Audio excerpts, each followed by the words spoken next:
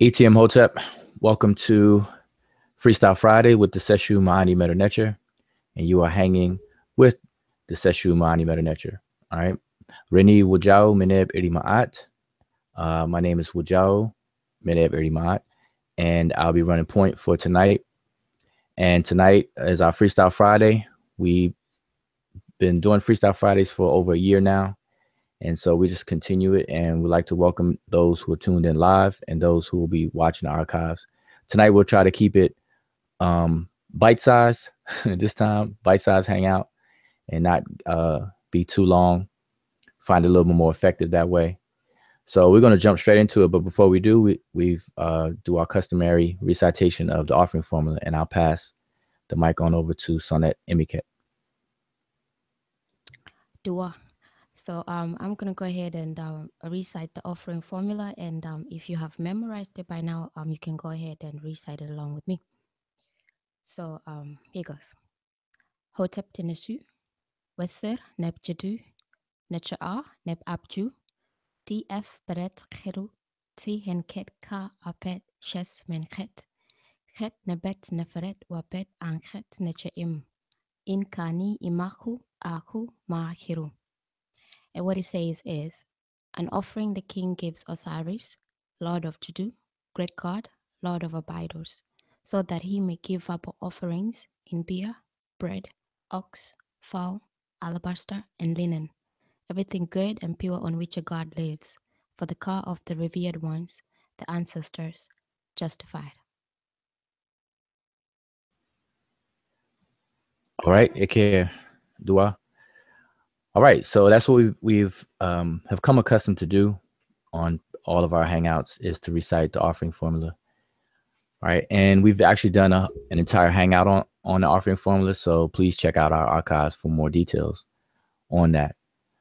All right, and like I said, we've been doing this for over a year in terms of Freestyle Friday, and Freestyle Friday is a way of us having fun, but at the same time, it's a way of us testing our proficiency in the language and the writing system. And by our, I mean us as the Seshu, but also those of you who are watching, because we do our best to have participation as much as we can based on the technology. You know, we look at the chat, and there's a delay between what we actually say and then when everyone else sees it. So it's kind of makes it a little difficult, but we do our best with that, and we chime in, allow the chat, people in the chat to chime in and go back and forth. All right, so we've been doing that for quite a while, and hopefully it's been benefiting everyone who's been tuned in live. All right. So tonight we will go through a freestyle. And I'm going to share my screen for the freestyle. And while I do that, if anyone on the panel can give a rundown of the 4 steps that we call the Tep Hesep of translations. So anyone can, I'll pass the mic or open the floor. Anyone could do that while I get the picture shared.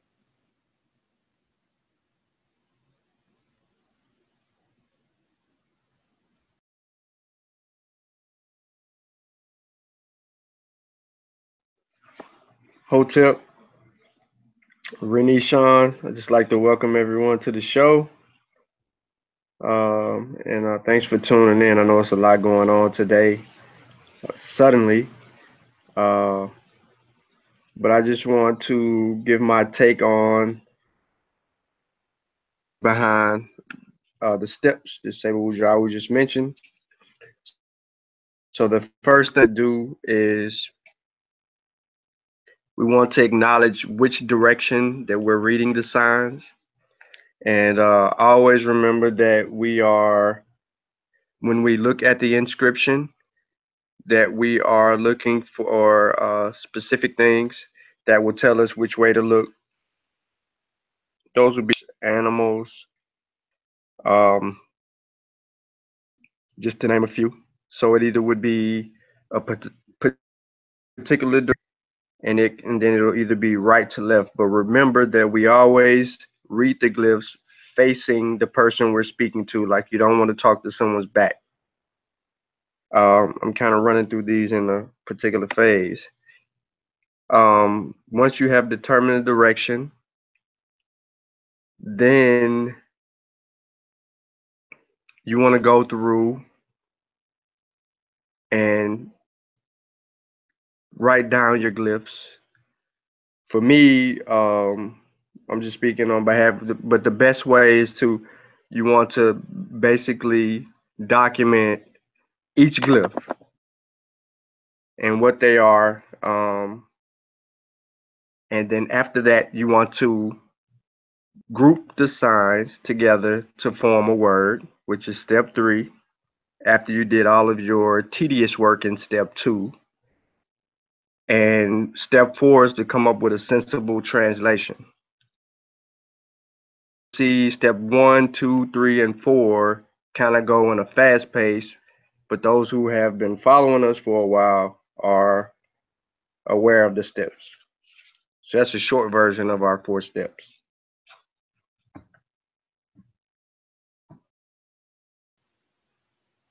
All right, so hopefully I have the picture shared, and if you all could let me know what's seen on the screen. And I see that's pretty small, so let me go ahead and see if I can make this bigger. All right, now this is a pretty lengthy inscription, so we're not going to do it all, obviously. We're only going to work with the top portion just to kind of demonstrate the steps again. So tonight is a classic Freestyle Friday. And then once we do this, we're going to open it up and just have a open discussion. I believe that's too big. An open discussion, open the floor up. And if you all have any questions who are tuned in live right now, if you can wait until we at least go through this top portion here, and then you could type in your questions. And I say that because so we won't have to scroll all the way back up, because a lot of times when that happens, we miss out your questions, and we don't want people to feel like we're avoiding anyone's questions. All right, so can the picture be seen? 2. Okay. I hope that's big enough. So we're going to work with the top portion.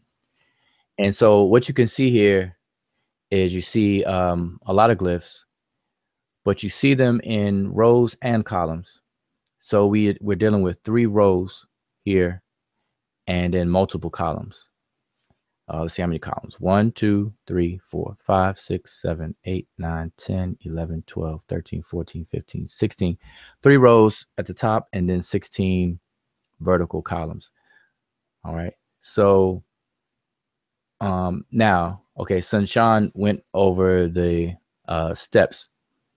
And for those of you who are familiar with the basic fundamentals of the language and the writing system, you already know this. But for those who don't, there are 4 directions in which the hieroglyphs or the Sesh Medu Neter is written and therefore read. And by 4 directions, it's not really 4 different directions. And what I mean by that is that you either have horizontal glyphs or vertical glyphs. And we simply call it rows or columns. Same thing. And so you're reading either from right to left or left to right. Those are the 2 directions, but then you're either reading glyphs that are written in rows or glyphs that are written in columns. So altogether that adds up to 4. But basically, if you think about it, it's just, you're either going to read them from right to left or left to right. And then, so now all right, well, are they in columns or are they in rows? All right. So that's the way that they're organized. So in this case, we're looking at both. We have 3 rows and 16 columns.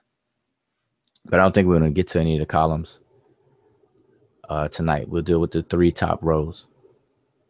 All right. So the first step is to identify the direction in which the glyphs are to be read. All right.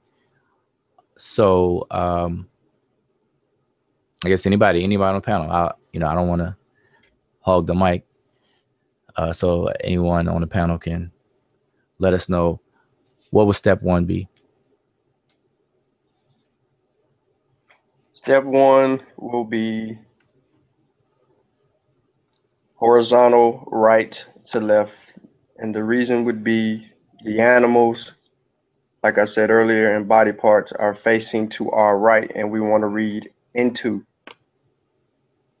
Okay, excellent. Exactly. So we just imagine ourselves having a conversation with the any human figures, body parts, or animal figures, like as if we're having a conversation. We always talk to each other in the face. So that's correct. We're reading from right to left and horizontal, or as people know, in a row.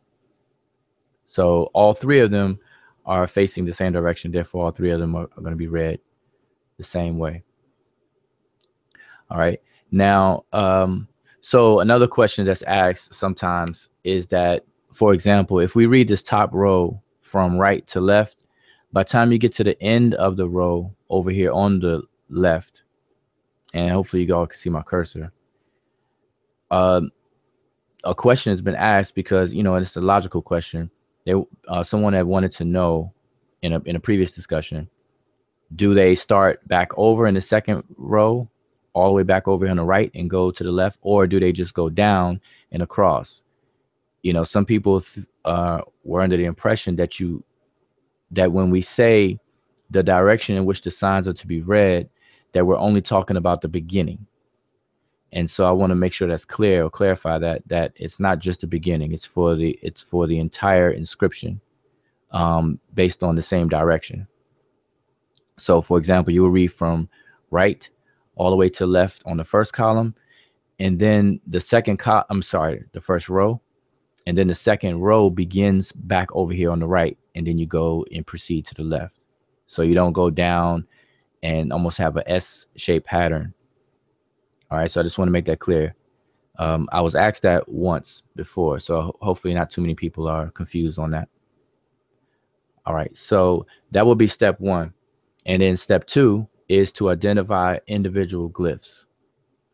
And, the more you do this, the less that you will have to actually look the glyphs up inside of books, sign lists, and things like that. So for now, I'll open the floor back up.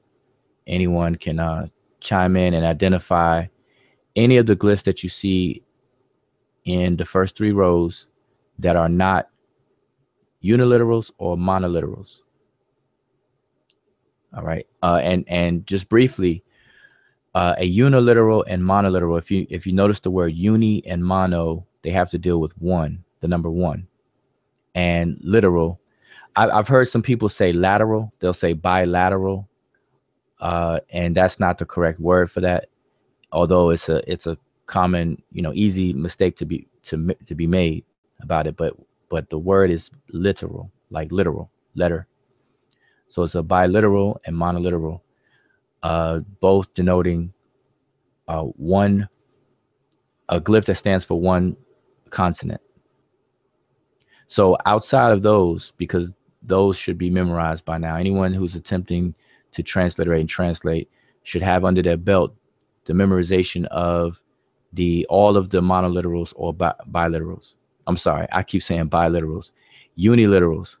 So let me say that again, because I don't want to confuse people when I'm trying to unconfuse people. Mono and uni are one. So some people will call it monoliterals, and some people will say uniliterals. All right, they stand for a glyph that represents one consonant, hence mono and uni. Now I said by mistake, and bi is two. So biliteral would be glyphs that stand for two consonants. All right, but that was a mistake. I don't want to confuse anyone. All right, so outside of the monoliterals, I'll just open the floor. Anyone can name any of the other glyphs that are in the first three rows. Yes, Hotep, Ren-E, Imiket, and on the first column, I think the very first glyph you see is I think is a palm branch, and then the second one you have I'm not sure if it's a grinding stone or something like that. And then you see right after the water ripple, there is a, I think that's a clap. I'm pretty sure. I'm guessing that's a clap from what I see. And then I'm not sure what bird that is, but after that we have the triliteral, the ankh, the sandal strap, and right after it we have the three-folded skin, and after the quill cheek we have the standard on a pole, and then we have the lang and windpipe, and we have the dung beetle as well. Inside the chenille, I think yeah, we have the dung beetle, we have the uh we have, you know, the arms upright, um then we have then there's the anchor as well, and I think it's pretty much repetition and some monoliterals. And yeah, Okay. I'll just stop on that column.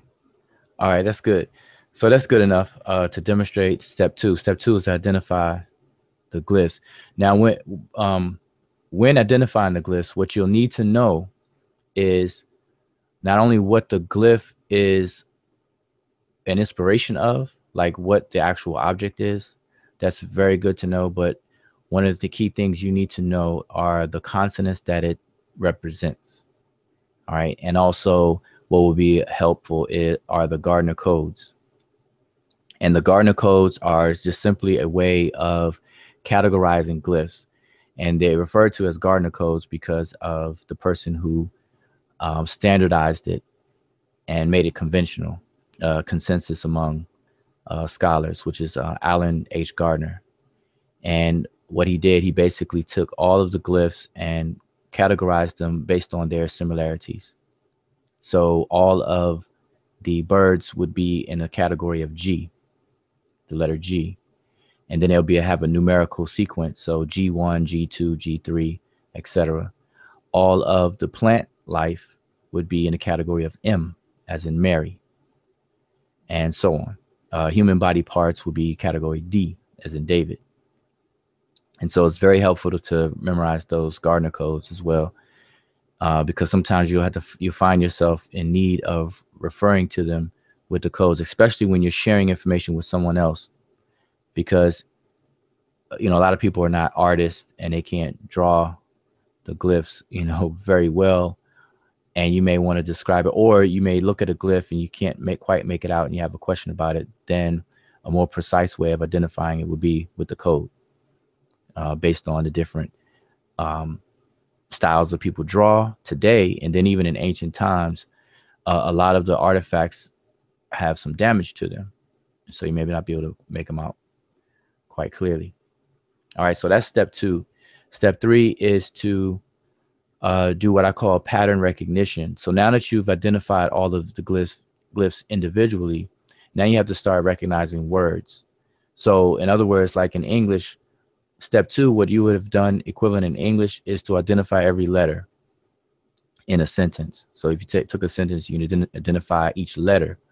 But now you have to identify the words that make up the sentence. And in English, it's very easy for us because we separate our words with spaces. But as you can see here on the screen, the scribes in ancient Kemet, they didn't do that. So there are no spaces, no commas, no periods, no punctuation. And so we have to definitely be skillful at recognizing words, and you have to use patterns.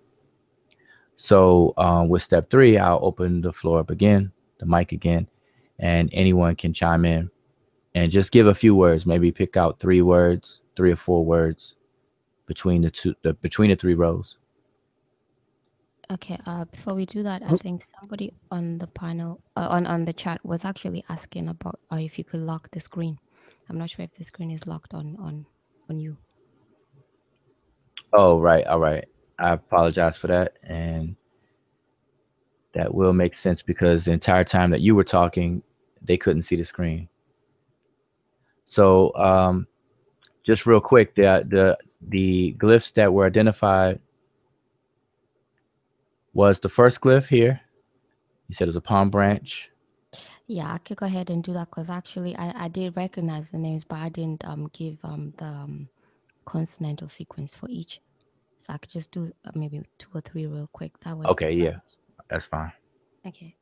That was that one. Then you have on the palm branch, and that was for hat.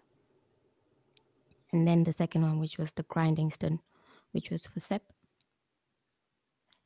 And then we had the club, which is underneath the water ripple, which is for him. And then right after the bird, we had the sandal strap for Ankh, and then the 3-folded screen for Mess. And then we had after the quill chick, we had the 2 glyphs. We had standard on a pole for Netra and Lang and windpipe for Nefer. And then we had in the Shadu, we had the Dang Biru for Keper and the upright arms for Ka. Yeah, I think that was it. All right, excellent.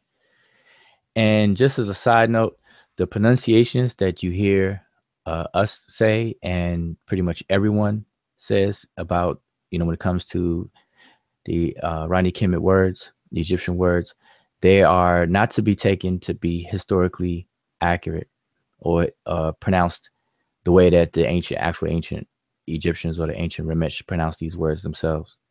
And the reason for that is very, very basic, is that what you're looking at on the screen, we don't have any documentation of the vowels. So what we are looking at are consonantal skeletons of words. And we have to be able to pronounce them, to discuss them, to talk about them and everything. So what Egyptologists decided to do decades ago was to just include an E in between the consonants to help facilitate pronunciations. And these pronunciations are, they don't prevent anyone from knowing what the meanings of the words are. So whether, like, for example, the word Ankh, if someone says, well, that's not a good example, but let's just say the word Hotep. Some people may say Hotep. Some people may say Hetep. Some people may say Hatup. Some people may say Hutip. And, place different vowels between them based on, whatever their school of thought is. And it shouldn't prevent us from knowing that Hotep means an offering. And by extension, it means peace. And it can mean satisfaction and things like that. All right. So just remember that pronunciation does not bar anyone from understanding what they're reading. Okay. So now for step 3. Step 3, like I said, step 3 is pattern recognition, because now that you have the individual signs identified, now we have to identify the words that these individual signs help to make up. And so I'll open the floor if anybody can identify maybe three or 4 words between the 3 rows.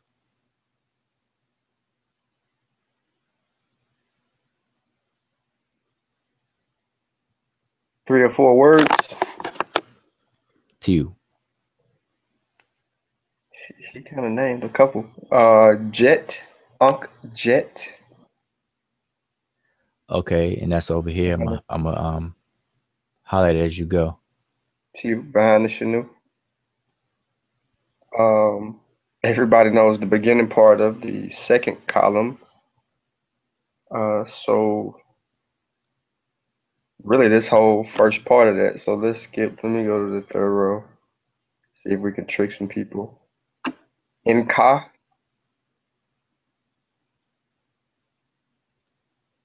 The third row.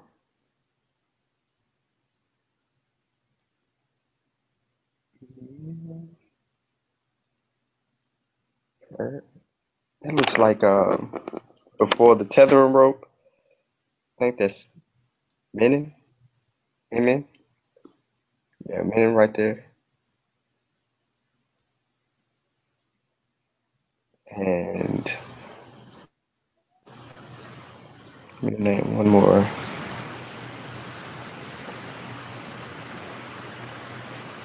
I almost said Seneb right there. In the second column behind Necher Aneb. Is that like a chisel? Next to the foot.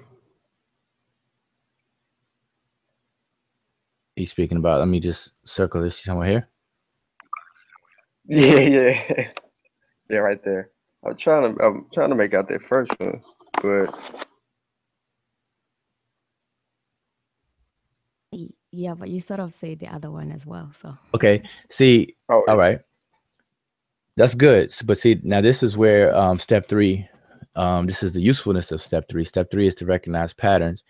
And as I said in step two, as you become more and more familiar with the signs individually, then you won't have to consult sign list and crack open any books. Likewise with the words. Once you recognize patterns of words, it may take some time, and it takes some actual practice and to become familiar with it. But you'll start to recognize words without the need of looking them up in vocabulary lists or dictionaries as well. So what I have highlighted is a very common toponym, and a toponym is a place name. So recognizing this kind of pattern would even if you don't quite recognize that first glyph, if you recognize the pattern of the consonants and the fact that it's a toponym, and then and also context kind of helps too. So I don't want to give too much away too early, but everybody just needs to keep that in mind. But that's good. So that's step three. Step three is to identify words. Now, as a hint, what helps with step three or identifying words is the glyphs that we refer to as determinatives. And determinatives are so named because these glyphs help determine the meaning of words. But these glyphs are silent and they're not transliterated either. And which brings in another kind of side note that everyone should know is that if you ever having a discussion with someone and you want help, or you're asking them to translate something for you, and you give them the transliteration, that's very difficult to do. And the reason why is because in transliterations, there's no account for, or no documentation of the determinatives. So for example, there's a word that has the consonants P as in Paul and R, per or pair. And this word pair, or that consonant sequence, can be a multitude of words. And the only way that a person will know which word that actually is to actually see the glyphs. So just remember that whenever you're asking someone to translate something for you, make sure you supply them with the glyphs. And likewise, if you're ever asked from someone to translate them something and they only give you the transliteration, it's best not even to attempt to do that, and just ask them to produce the glyphs for you. All right, that will help prevent any confusion with that. All right, so hopefully that's clear. So all right, so now step four is to basically put everything together that you've done from steps one to three, and then come away with a sensible translation. Now, along with step four is like an ongoing thing, because if we were to translate this entire picture here, by the time we get to you'll be translating it as you go. All right. But by the time you get to the end of the full inscription, you would have probably had to make several passes over the entire inscription to kind of refine your translation.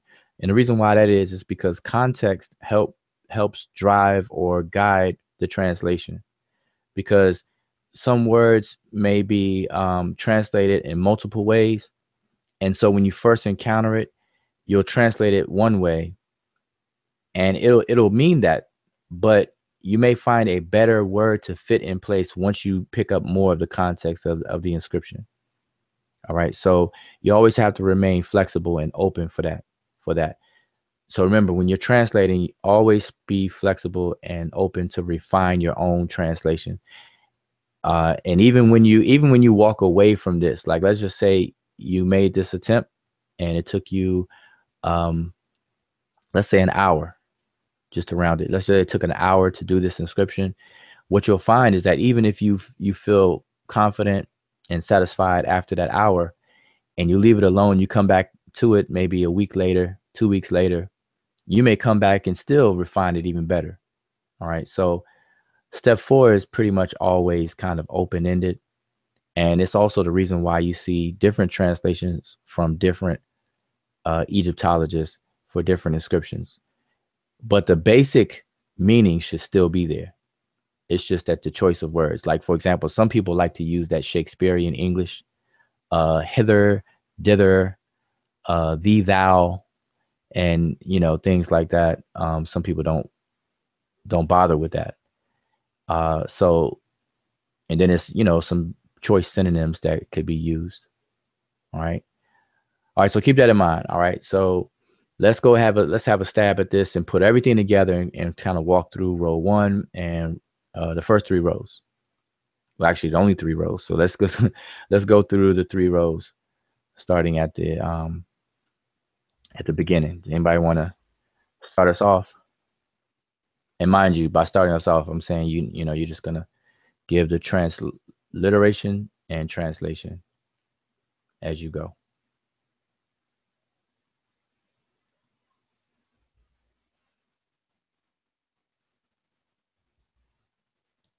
Okay, I can go ahead and start on the first column. So it will be Hatsep, and that will be the regnal year. And then we have the number, I think it's 17. So it will be the 17th regnal year. And then Kher-en, which will be under the majesty, and then you have the majesty, which is Hem. I'm not sure if the bard, if it's included with the Hem, as in majesty, if it's a determinative or not. So I'll just leave that questionable for now. So will be Hatsep 17, Kher-en, Hem, and then you have Ankh Mesut. So under the majesty, and that is the name. And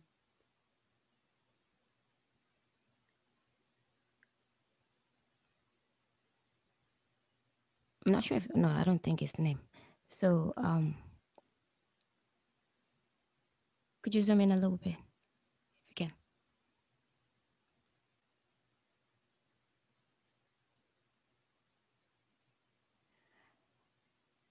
Okay, yeah.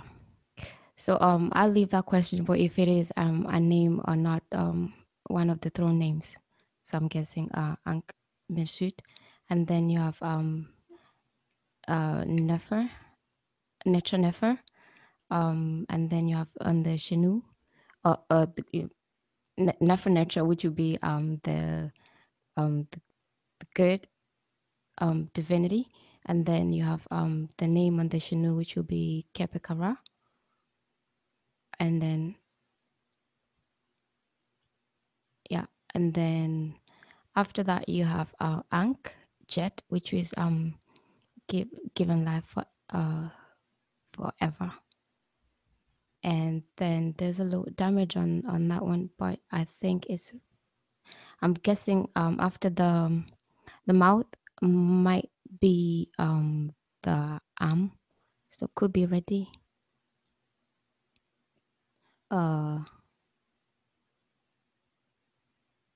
Yeah, I'll leave that questionable for now. Mm-hmm. And then you have an Ek, and then Hem. Mm-hmm.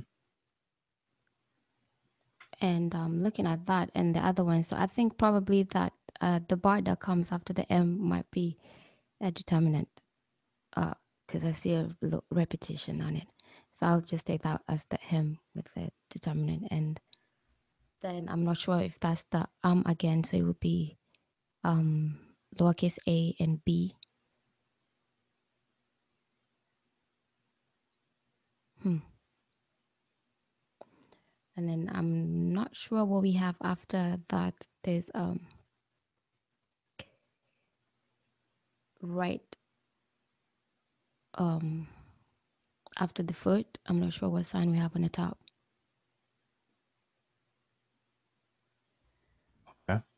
So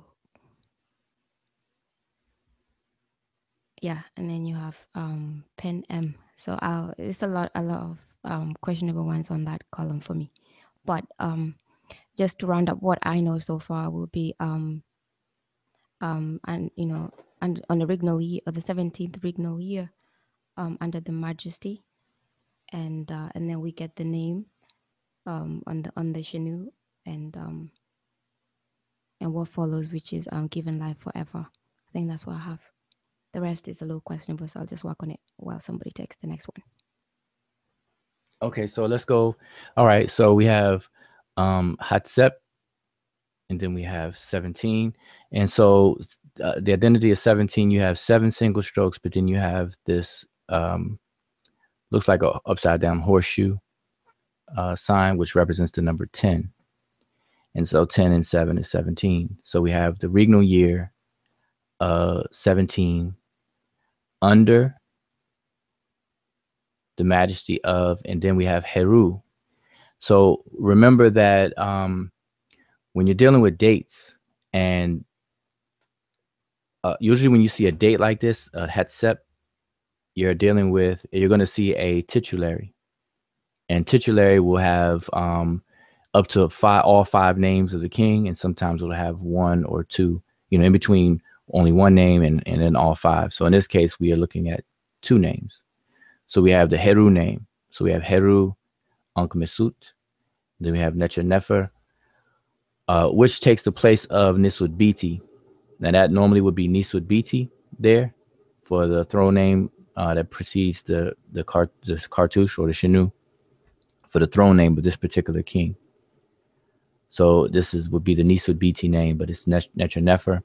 And sometimes you'll see both Necher Nefer and then Nisud Biti and then the name Keper Kara and then Ankh-Jet. And then that was correct. Ready in, and then Inek to you. And then we have Heru again. Same falcon. And then we have the word, the Ba, Pen, M. And then it continues to go on.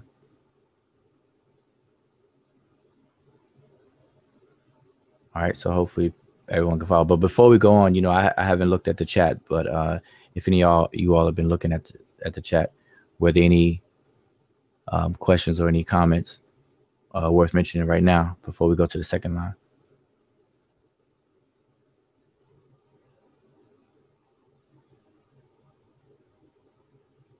Nah, just Shazmu. Okay. Yeah, he going in, putting his words together.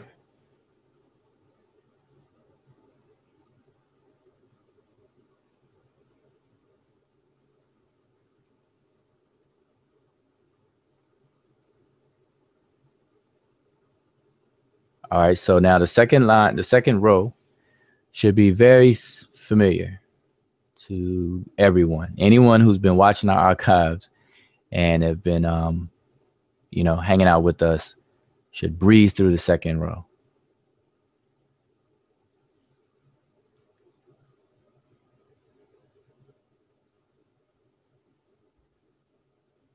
Oh yeah, I'll do the second row then, so we can keep it going. So we have, as Sunshan said earlier, 1, 2, 3, 4. The first 4 glyphs are very, very prolific. You should see it and just automatically know what it is. And this is Hotep Di Nasut for the offering formula. And it's the beginning phrase or opening phrase of the offering formula. And then the next group here, we see Wasir, the name for what the Greeks pronounce as Osiris. Hotep Di Nasut, Wasir. And then the next 2 glyphs, although there's a basket under this second one, but we see Netra A, which should be very familiar with everyone, which is the great God. And then we have Neb, the word for Lord, owner, possessor, master. And then the place that Wasir is known to be lord of, which is Abju, or what most people may know as Abydos. And then we have DF. Now, from let me just stop for a second. From the first portion up until Abju, is one of the main structures of an offering formula. And remember, like how we always said in previous hangouts, that when you study the offering formula, you can actually break them up into parts, main parts that are always there, even though the offering formula may differ from person to person in terms of how many items are listed and things like that, but it has a main structure. So this will be one of the main structures here. And then this begins the other part of it. So we have DF. There we have Paret Kheru, Tihenket. And then it goes on to Ka Aped and Seshmenket. And then it goes on to the part that we always recite pretty fast, Ket Nebet, Wabet. And then it will continue on, but I'll stop there for the second row. And so basically this is an offering. And it begins with the offering formula. All right, so should be very familiar with everyone. Somebody's talking about footwear on the chat. Footwear? Right. Oh yeah, Abju. That's Abju Wear is the company that the brother Unk had started and named his company Abju Wear. Mabitos. So that's the second row. And now, this may seem a little difficult for anybody who's, coming across this for the first time. And like I said, Freestyle Fridays and what we're doing, it makes the assumption that you have, a good proficiency at the fundamentals and the basics already. So if this seemed a little intimidating, don't be intimidated, because this stuff is not hard. It's just that you definitely will have to have gone through some learning, some things of studying at first before getting to this point. All right. So, all right. But for the third row, anybody want to continue with the third row?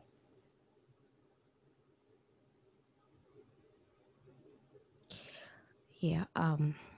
Then you have I think where you left off was Neferet, and then you have Ankh, and I think will be Anket with omission of the T ending. Mm-hmm. And then Nature, M. Mm-hmm. And that's just as we recite on offering formula. Then you have Nkani. Mm-hmm. And then Imaku. And then you have Imi R. So it will be the overseer of their house, I believe. Yes. And then you have Munchu, which would be the 1, 2, 3, 4. Those 4 glyphs. And then you have Weser, which will be those 4 glyphs as well, all the way to the seated man. Yeah. And then you have Messen, so will be born of, and then I think what will come after will be a name, which will be Ab.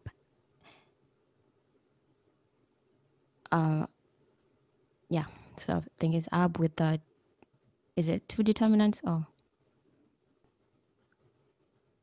does that has yeah. So I'm gonna guess, yeah, Ab. And then we have Jet F. Mm-hmm. Yeah. Okay. Okay, excellent. All right. So we have Okay, yeah, but go ahead and translate it because you gave the transliterations. Okay. So you have okay, where did we start?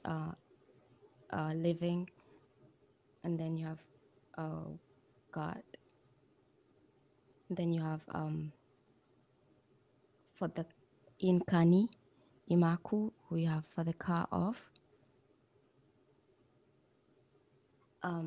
And then you have for the car of the overseer of the house, Munchu Wasser.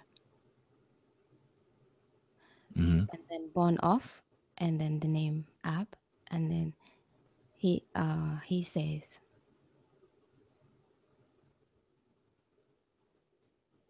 Okay, excellent. That's it. Imaku is the worthy one or the revered one. So, in this case, it's Imaki. Yes, Imaki with 2 reed leaves. Correct. Mm-hmm.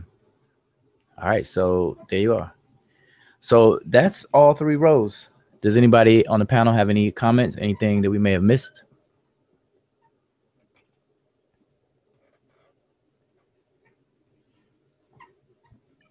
And like you said, now, let me ask you a question. This may help other people out. What made you come to the conclusion that this is a name?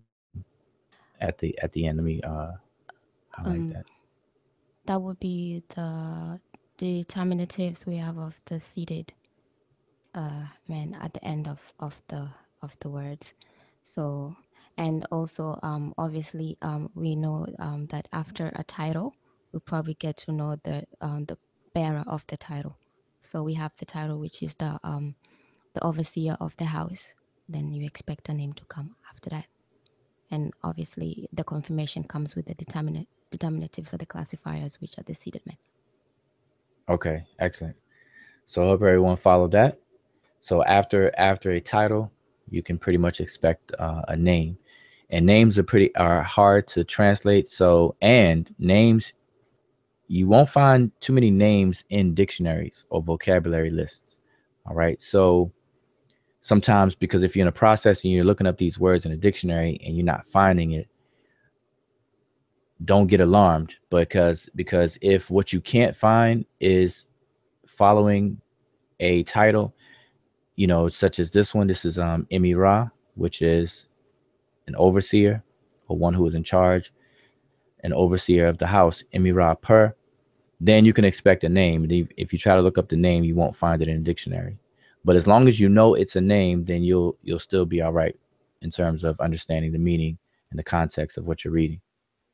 So in this case, it would be Emira Manchu Wasir would be the person. And then Messen, which would be born of. So here's another seated person. And it's obviously another individual who would be the father of Manchu Wasir. And by looking at this, it would be Ab Kau. Ab Kau. And then Jedef, he says, like, as you said. So hopefully everybody got that. So I guess we could take a moment, see if there's any comments in the chat or any questions. Hotep, you guys hear me? To you, loud and clear. Excellent. I got a quick question or a quick observation from that row. Normally we see Makaru. I don't see that it says that he was Makaru. That's true. We don't see that here, but we may see it later because it's a continuation. So right here it says Jedef, he says. So, and then if we go forward, it may be included later on. But like I said, and it's pretty long. So I'm scrolling. So there's 16 columns. And if you notice, let's just go down here and see. If you look at what I'm highlighting, hopefully y'all can see that. This figure on the left. And this is still a nice piece. This is thousands of years old, and you can still see the carving is still really good. So we have Imaki, and then we have Emira Per, and then Manchu Wasir. So this is the person that was mentioned above there. And we don't see Makiru down here either.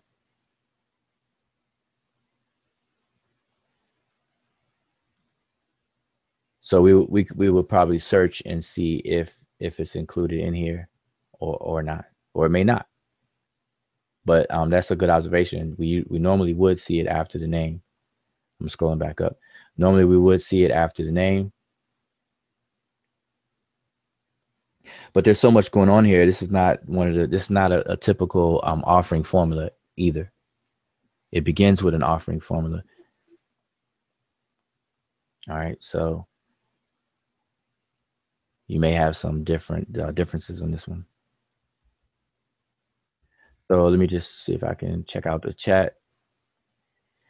So with any questions, so let me scroll back up. Yeah, somebody was asking if those were three strokes under the car or the ball, and I think that is so because it was cow. Okay. That was on a third column. The third row. Yep. Yes, row.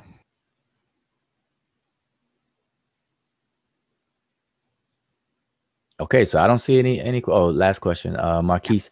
Yeah. Well, let me give a shout out to everyone who tuned in. And again, appreciate everyone for tuning in because today's Friday night, and people could be doing anything on a Friday night. So thank you for hanging out with us nerds. But the last question so far from Marquise, kid, what time frame is this from? All right, so now to figure out what time frame.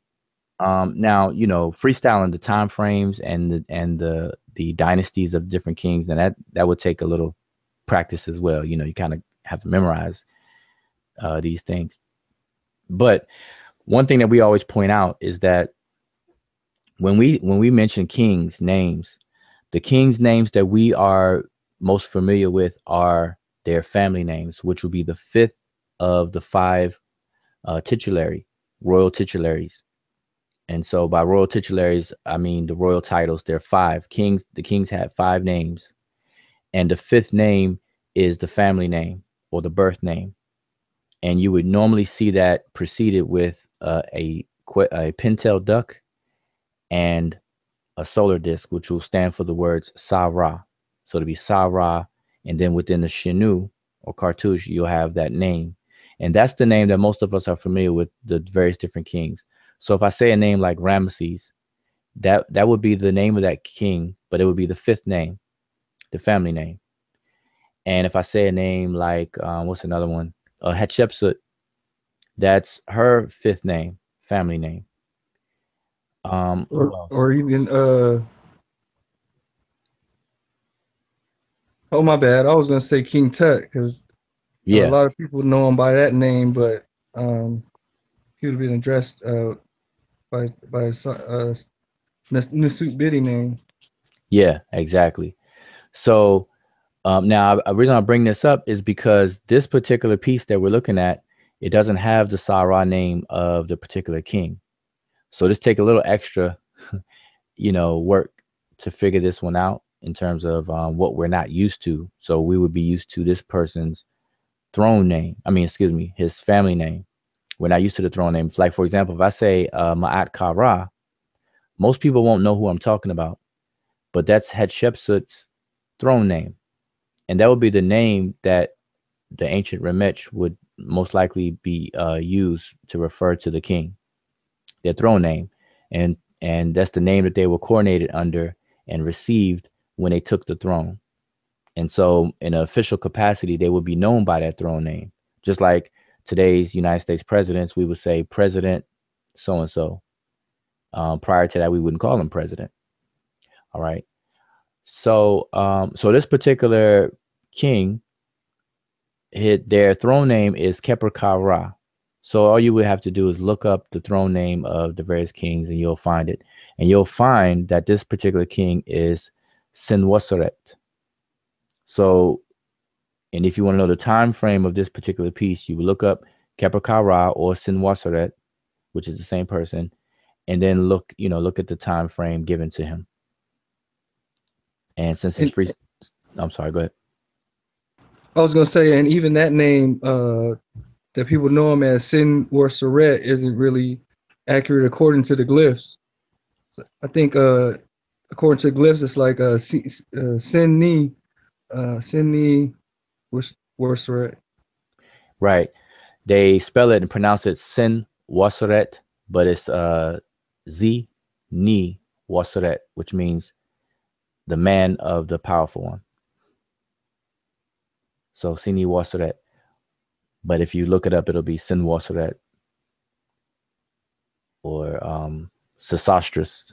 I believe that's the Greek rendition of that same name, Sesostris the first. And there's a couple of them, so you got to be careful. Like how you have Ramses, you have Ramses the second, Ramses the third, fourth, fifth, and so on. How you make a distinction is to also know their throne name and also the other names that make up the 5 names, to know exactly what you're talking about. But in general, we should know that this particular piece comes from the era of time of Sin Worseret. And I don't know the date range for this particular king from the top of my head. And so, but it would be easy to find out. So you can look up Sin Worseret and you're there and you'll find your time frame. So hopefully that answered the question, or at least put you in the ballpark.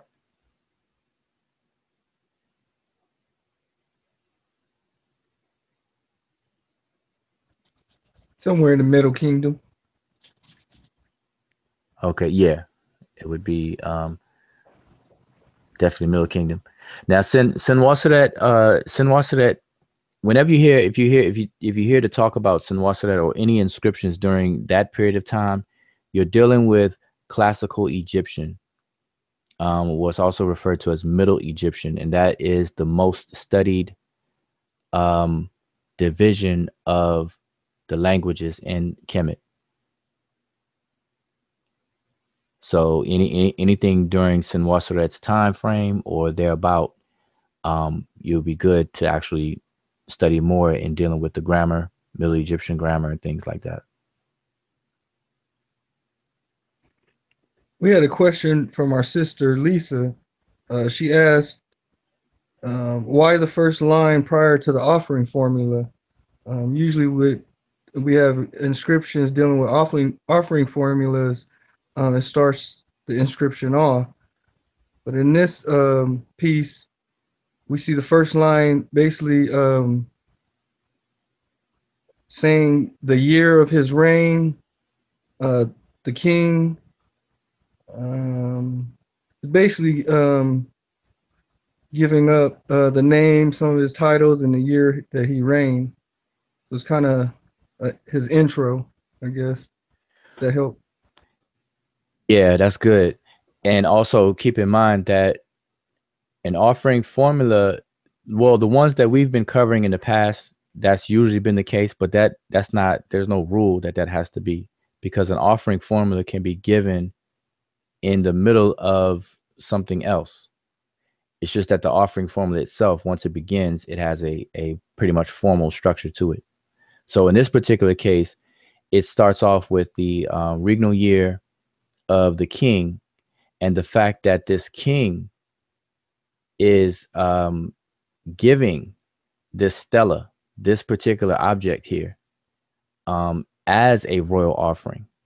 And that's another thing. Like, for example, when we start off the offering, we say an offering in which the king gives, and then it goes into the deity's name. In this case, it would be Wasir, who is the great god, lord of Abydos or Abju, so that he may give an offering, etc., etc., etc.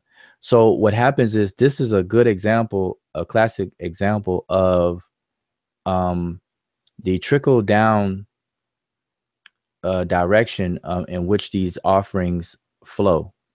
So the king gives something. So when we say an offering that the king gives, the king is not giving the food or the items.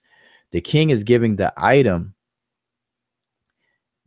so that the gods, or in this case Wasir, can give or allow this individual, this deceased person, to partake in the offerings that are given in the temples that are dedicated to the different deities.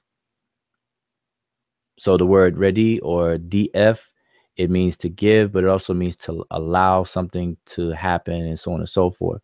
So at the very top line, at the very end, you see here it says ready, which is after the king's name, and then may he live forever. Or Ankjet here. Then you have ready in Inek, gave to you, and then the hem heru again. Then you have ab, and then this glyph here, something that we didn't identify with, but we have pen, which is this. And this may be a determinative, which is, I'm sure if you look it up, and like I said, this is Freestyle Friday, so we're avoiding the books for now, but maybe before we close out, we'll find out for sure. But this is the actual item itself, because it's saying this, and then the word M, this owl here at the end. Let me get my cursor back. What happened? Okay, this owl at the end runs into the next row. So it's saying as a royal offering. So in royal offering in which the king gives. So I'm quite sure that this word here has to do with the actual object itself. All right. So, it's given the date, time, and everything, and the king. So it's actually mentioning the king, because what happens is most offering forms that we've covered or that you see, it won't mention the actual king. It'll just say an offering that the king gives, but then you won't know which king. So fortunately, with this one, we know which king is giving the offering. So this is a really good one. So this is a good one to analyze and keep for your records. All right. So maybe we'll post this on the website. We'll actually, what we could do, we can actually complete this whole thing. This is 16 columns, and maybe we'll work on all 16 and then post it on the website so that people can have it for their records, because this is an actual good one to consult, because it's full. It's more full. It tells you the king in which is giving the offering, and it kind of puts more context to it. So because a lot of people are confused, like, is it an offering that the king gives to the gods, or who's giving the food? Is the gods giving the food, and or the different items and things, because you have wasir, sometimes you have enpu, sometimes you have both, sometimes you have geb, sometimes you have maybe a few other gods that are involved. So this should clarify it. All right. So hopefully, I don't know if that answered sister's question, but that should clarify a bit. All right. So, and also, just as a side note, this is a side note. Keep this in mind too, that with this one, it kind of puts in more context to this process that was very, very popular in Kemet. It's through all the eras of times in Kemet where you see these different offering formulas that are made. And so basically it gives us the idea that, the idea that the king, it was the king's job to satisfy the different Necharu. And in order to do that, the king had to do so by running the kingdom in such a way as to ensure that the offering tables are always full and continually supplied. And because of that, is the king who appeases the Necharu, or keeps the kingdom running smoothly, where the deceased can partake of the offerings that are taking place inside these temples, and so on. All right. And then also, there's also a wish or a desire or request that the different gods may grant. This is where you have a DF, that he may grant, but it said he may give, but he may grant a share in the offerings itself. And it'll be given thanks to the king, because the king is running the country smooth enough for the offering tables to continually be full. Then you're also requesting that that the gods that these offerings are for originally, that, hey, that they allow the deceased to partake also, thanks to the king. And so that makes more sense. It brings a little bit more clarity to what's going on. If that makes sense. Hopefully that makes sense.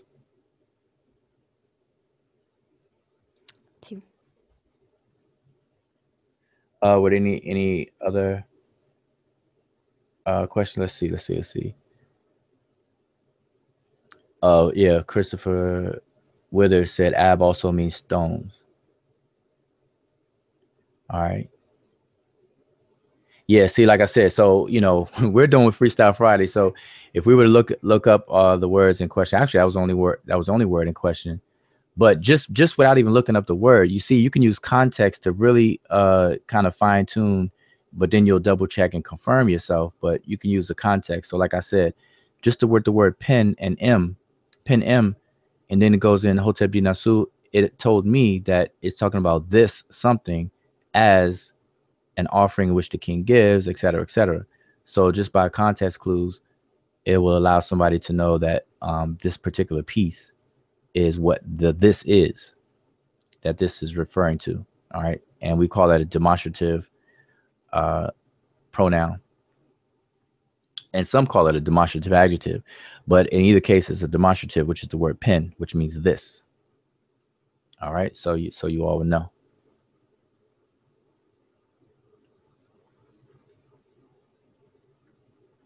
All right. So yeah, if there's no more questions about that, I'll just stop sharing that. And then, you know, the floor is open. We could have, you know, we could bring up anything else. But hopefully everyone enjoyed that. And this will be up in the archives if you want to go back over it and see what we did, how we did it. And remember, this is Freestyle Friday. So we're doing it without any open books or anything like that. And, you know, it's to have fun and kind of test your skills out. Because normally, you know, you would actually have the books cracked open and you would just double check and confirm yourself as you go along and so on. So, all right, so I'm going to stop sharing that and unlock it off my screen. So, yeah, if anyone else had any other thing to discuss for tonight. Well, since you got into demonstratives and grammar and stuff like that, I just want to give everybody a reminder that the grammar courses starting maybe in this winter. So in order to be able to participate in that, you're gonna have to be able to have a suitable proficiency at the beginner's level. So if anybody's interested in getting into those grammar classes when they kick off, I highly suggest you get the basics and the beginner level down now, that you can proceed to the next step when it's available. I appreciate everybody tuning in. So I just want to bring that up since we were talking about grammar a little bit. Yeah, that's a good point. And yep, you're absolutely right. The grammar is, the grammar, well, at least from our perspective and how I'm treating the grammar, is that there's going to be an assumption that anyone that's digging into the grammar will have some kind of proficiency at the beginner's level. So you're absolutely right about that. And it's going to be needed in order to proceed. And I found in the past, that's what's caused a lot of people to be intimidated with learning the language, because there's quite a few books out there. And to be a beginner, and when you buy these books, they're teaching you the grammar as well. You know, they don't spend a lot of time on the fundamentals. They spend more time on the grammar, which is good for the grammar. You know, it's very good for the grammar. But what happens is people get intimidated and they don't even get as far as the grammar, because, you know, they don't have, you know, a deeper treatment for the beginner's level. So what I chose to do was to separate the two. That's why I have a beginner's book and a beginner's study course. And then, like you said, in the wintertime, I hope to have a grammar book published and start the grammar courses. And I find that that's much better way of teaching, is to kind of separate it, because you have to, you know, make the ground fertile. You have to make the mind fertile. So you have to give the basics first and do a thorough job of that. Exactly. People ask me like how they should get into the language. I'd suggest the beginner's book, you know, build a solid foundation, get the basics and the beginner level down before you move on to grammar, because like you said, some of these other books like maybe Allen or Hodge, uh, they can get a little bit overwhelming with all the information that they throw at you if you're just starting out. Yeah. And I've had a lot of people tell me that specifically, even people that have taken college courses, because some of the college courses will use either one of those two that you mentioned, James P. Allen or James Hodge, their textbooks or their books. And at the end of the day, the people walk away from that and they're not really fulfilled. And, you know, it could be the way that the teacher is teaching it, that the, you know, their instructors or whatever the case is. So, you know, I found it a lot better to separate it. That way you can kind of fully develop the foundation, lay a good solid foundation, answer all of those questions, give time to practice, and then go into grammar. And then the way the grammar is taught is a certain, you know, order in which, you know, it could be taught. Because some people, like, for example, Gardner's grammar, a lot of people have pretty much abandoned that one because of the different, because it tends to jump around. You may start talking about verbs and then you'll jump to prepositions and then you'll jump to adjectives and you're back to verbs and, you know, different verbal forms and so on and so forth. So it can get intimidating very quickly. So, but now what I'm sharing on my screen right now is our pyramidal curriculum. And as you can see, stage 2 of level 1 is Rodney Kimmitt grammar and penmanship. So both the grammar and the penmanship will be available before the grammar. That's the way it's looking. But at stage 2, you should learn both of those. And that's how we have it organized. So stage 1 is laying a solid foundation in the beginner's level. So you're learning the language and the writing system and how those are married to each other. And then stage 2, get into the grammar. And then stage 3 of level 1 is you're going to have to pick up some information and some proficiency on historical comparative linguistics. And, you know, that's going to be needed, you know, because you'll have a better appreciation for language in general and how languages change over time. You know, they refer to it as a diachronic description or analysis of languages, how languages develop and change over time. You know, so that's stage 3. And then you can see the rest of the stages and levels on the screen. All right. So in the wintertime, that's what we're going to have. Everybody's, you know, in August, everyone's going back to school now. So in the next couple of weeks, I'm sure you're going to see people's proud parents posting up pictures of their children going back to school, dressed up, looking nice and neat and sharp, cleaned up real good, starting off the school year fresh, hopefully to make those good grades. And so everybody's going to be putting their thinking caps back on, coming out of the summer.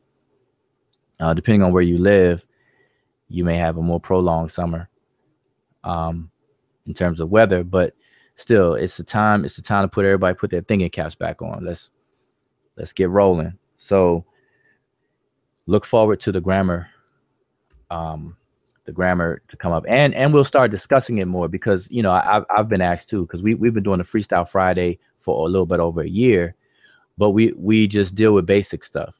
And some people who have been chiming in with us, hanging with us for the year, first of all, I appreciate that. But then, you know, sometimes I get questions like, you know, when you're gonna go over grammar points and things. And so we'll do that once we get the grammar course underway, because you can't pull the cart before the horse. And I see some people will learn the basics and then try to proceed to actually create sentences in Rodney Kimmitt. I mean, and I'm not talking about translating existing things. I'm talking about creative sentence. Like, for example, if I want to say, you know, anything in English, and we want to translate that backwards, you know, to go from English back to Rodney Kimmitt. And I feel that that's not the best way to go, I think that people should learn the grammar first before making those attempts, because what you'll do is you'll condition and train your mind to go from English back to Rodney Kimmett, and then you may be wrong. And so what you're doing, you're training yourself in the wrong way. And it's very easy to be wrong because we're dealing with a different language that has a different structure to it. All right. It's not hard, but it's just different. It's different than English. So one of the examples I always use, which is something not very difficult, but for example, in Rodney Kimmett or ancient Egyptian, the adjectives come after the nouns that they modify. And it's only when the adjective is attributive, but when the adjective is not attributive, and we call it a predicative or predicative adjective, it comes before. So you have to understand all of those things. You have adjectival sentences where the predicate is the adjective, but it comes first. It comes first in the sentence. And so that's way different than English. We don't do those kinds of things in English. And so when we want to go from English backwards into Rodney Kimmett, then we may kind of bypass those rules of grammar and things. So I always encourage everyone to hold off on that and learn, become proficient in grammar. Just and I can say this: there's a whole lot of text that you can use to analyze the grammar. We don't have to create sentences, make up new sentences. That will definitely come later. Matter of fact, on this pyramidal curriculum, where we would start doing that is really at once we get to level 2, once we finish all 3 stages of level 1. So when we're in level 2 is where we can start to do those kinds of things, because one, we'll have a foundation in historical comparative linguistics, and we'll start to develop speech communities. And it's something that we have to know. We have to know how new words are formed, how and why. I'll give another example. In Rodney Kimmett, every single substantive or substantive, which is a noun, every noun is either masculine or feminine. And so we have to ask ourselves this: if we're going to, because in ancient times, there are certain tangible things, nouns are supposed to be person, places, things, ideas, and so on and so forth. Now, there are new things that exist today that didn't exist in ancient times. So we would have to create a Rodney Kimmett word for this new item. But the question becomes, should it be masculine or should it be feminine in terms of its structure? It's as a word in the language, because it has to be one or the other. So these are the kind of questions that we have to dig into. And that takes time, that takes a process. And so that's why you see this curriculum being done. We don't want to just jump and do random, today we do random things. People on the continent today and more so in ancient times, things weren't random. They had like a rhyme or reason to them. They were connected. So today we have to just be careful. It's always good to err on the side of caution than to jump out there and be wrong, loud and wrong, All right. So just want to keep that, put that out there for everyone. So was there anything else?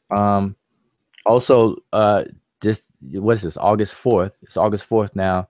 And I've been advertising that I'm starting a new class group. So for the whole month of August, well, actually, I'll be advertising, new class groups pretty much all the time, periodically. And the reason why is because I put people in groups, and I can teach the course with multiple groups on different days. So it's based on people's availability, and I try to group people based on their availability. So right now, in August, I'm having a fresh start with a series of groups. So if you're interested, or if you know anyone who's interested, go to the website. Matter of fact, do I have the website? Well, The website here is on the screen. I just want to put it on the screen for the archive purpose of the archive. But metanetra.com, www.mdw-ntr.com. Go to the website and you click on courses, and you'll read all about the different course for the beginner's course. All right. And like I said, in the wintertime, hopefully we'll be able to kick off the grammar course and also have available the textbook that's going to go with that. All right. But if you yourself are interested in taking the course, or you feel that you may know someone who's interested, give them the website. On Facebook, join our Facebook group, the Seshu Mani Metanetra Facebook group. You can inbox me or inbox anyone on the Seshu Mani Metanetra group. If you're friends with them on Facebook or whatever the case is, inbox them to find out more information. All right. But I will be starting a group very, very soon.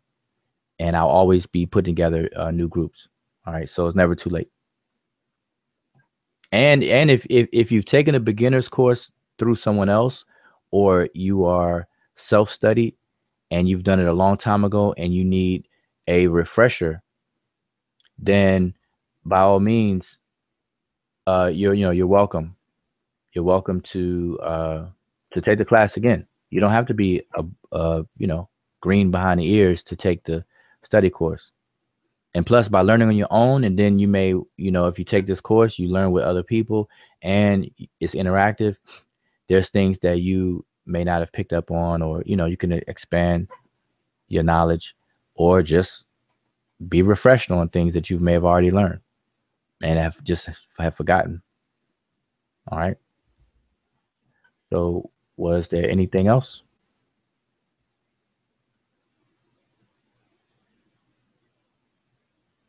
Matter of fact, let me type it in. I could actually type it in. And you know what? While we're here, let me see.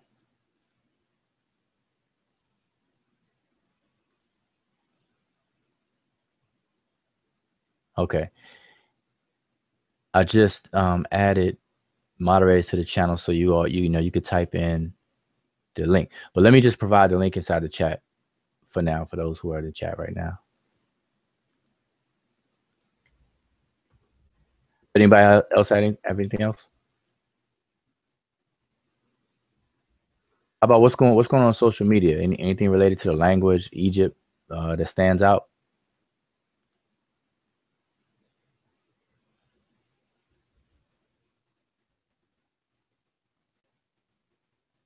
Nope.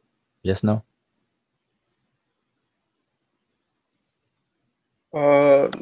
No. I think St. Antoine caught something, but I think we're waiting to see what information our Hebrew brother can turn out with something that he posted on social media dealing with bestiality and so forth. But other than that, I haven't seen too much of anything outside of another brother claiming that the actual the remnants were actually Hebrews. Okay, yeah, that's the second thing you said, the remnants being Hebrews. I mean, I don't even think that's even worth paying attention to that. The bestiality, you said bestiality? You said bestiality. Okay, well, with the bestiality claim, then the Hebrew, if someone's claiming that the ancient Egyptians were Hebrews, that is I don't, that's like really out the blue with that one. The bestiality claim, that's old. There's several books that talk about the interpretation of bestiality taking place in ancient Egypt. So there's several books you can get on that. And it's basically about 4 or 5 books that are written by 5 different individuals that kind of speak on that and treat on that. And so anyone that's talking about that would have to do some literature review and read what those people are saying, and then Like I always do, I encourage people to learn the language so you can read it, because a lot of these things, you know, I've seen a lot of people make mistakes. Even scholars in their works make mistakes. They'll take a Astrakhan drawing of two people having look like having sexual intercourse, and then the interpretation is that it's two men when it's not. If you read the actual inscriptions right there with the picture, you know that the one the individual that's bending over is a female, but it's just that the ink from the damage or whatever the case is, it may look like a male, like, you know, but we can't go with lookership, you know, and so on and so forth. So I always encourage people to actually read the inscriptions and things. But yeah, the bestiality claim is not anything new, you know. So I hope people not bringing things up as if they're new or whatever the case is. And see, this is the thing about ancient Egypt. A lot of people who are really not into it, they're asking the wrong questions, or I wouldn't say wrong questions, but they're asking questions that are not really moving forward into anything. We have to remember that if we go back, matter of fact, the book that you all see on the left hand side of your screen, has the Egyptian hieroglyphic writing system been deciphered? A rebuttal to Walter Williams, Professor Walter Williams, by the Seshumani Meta-Neter.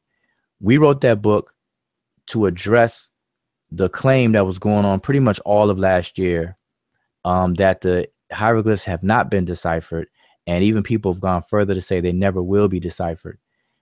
I bring that up, one, that everyone needs to get that book, you know, to kind of settle and put that question to rest, because that's what the book is designed to do. But I bring that up is because we have to remember that just like the United States and Russia were in competition to see who can get on the moon the first one on the moon. Well, back in the late 1700s, early 1800s,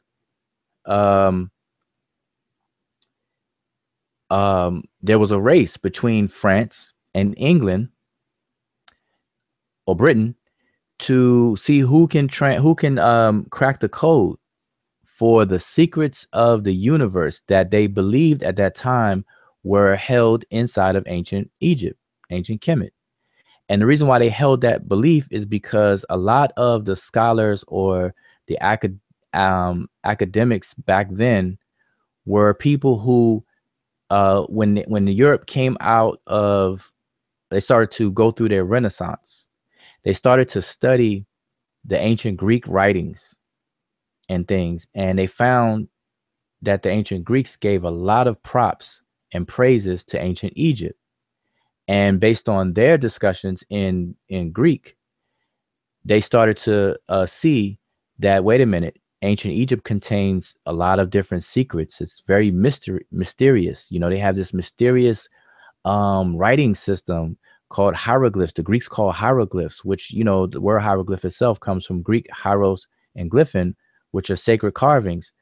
And so they looked at it as very mysterious place. You know, they have, you know, these pyramids and so on and so forth. And a lot of these people have never been to Egypt itself, but they're reading about this stuff. So then it became an exploratory type of endeavor for France and England.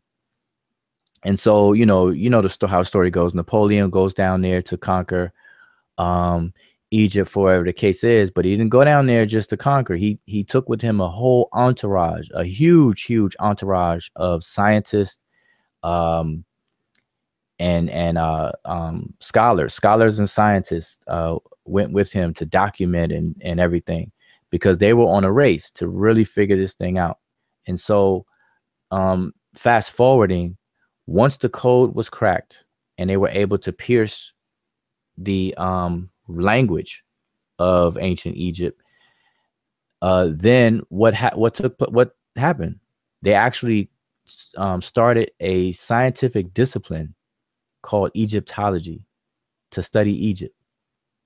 Okay, and I'm saying all of this is to go back to what I said earlier. A lot of people that I see on social media, they're talking about trivial things.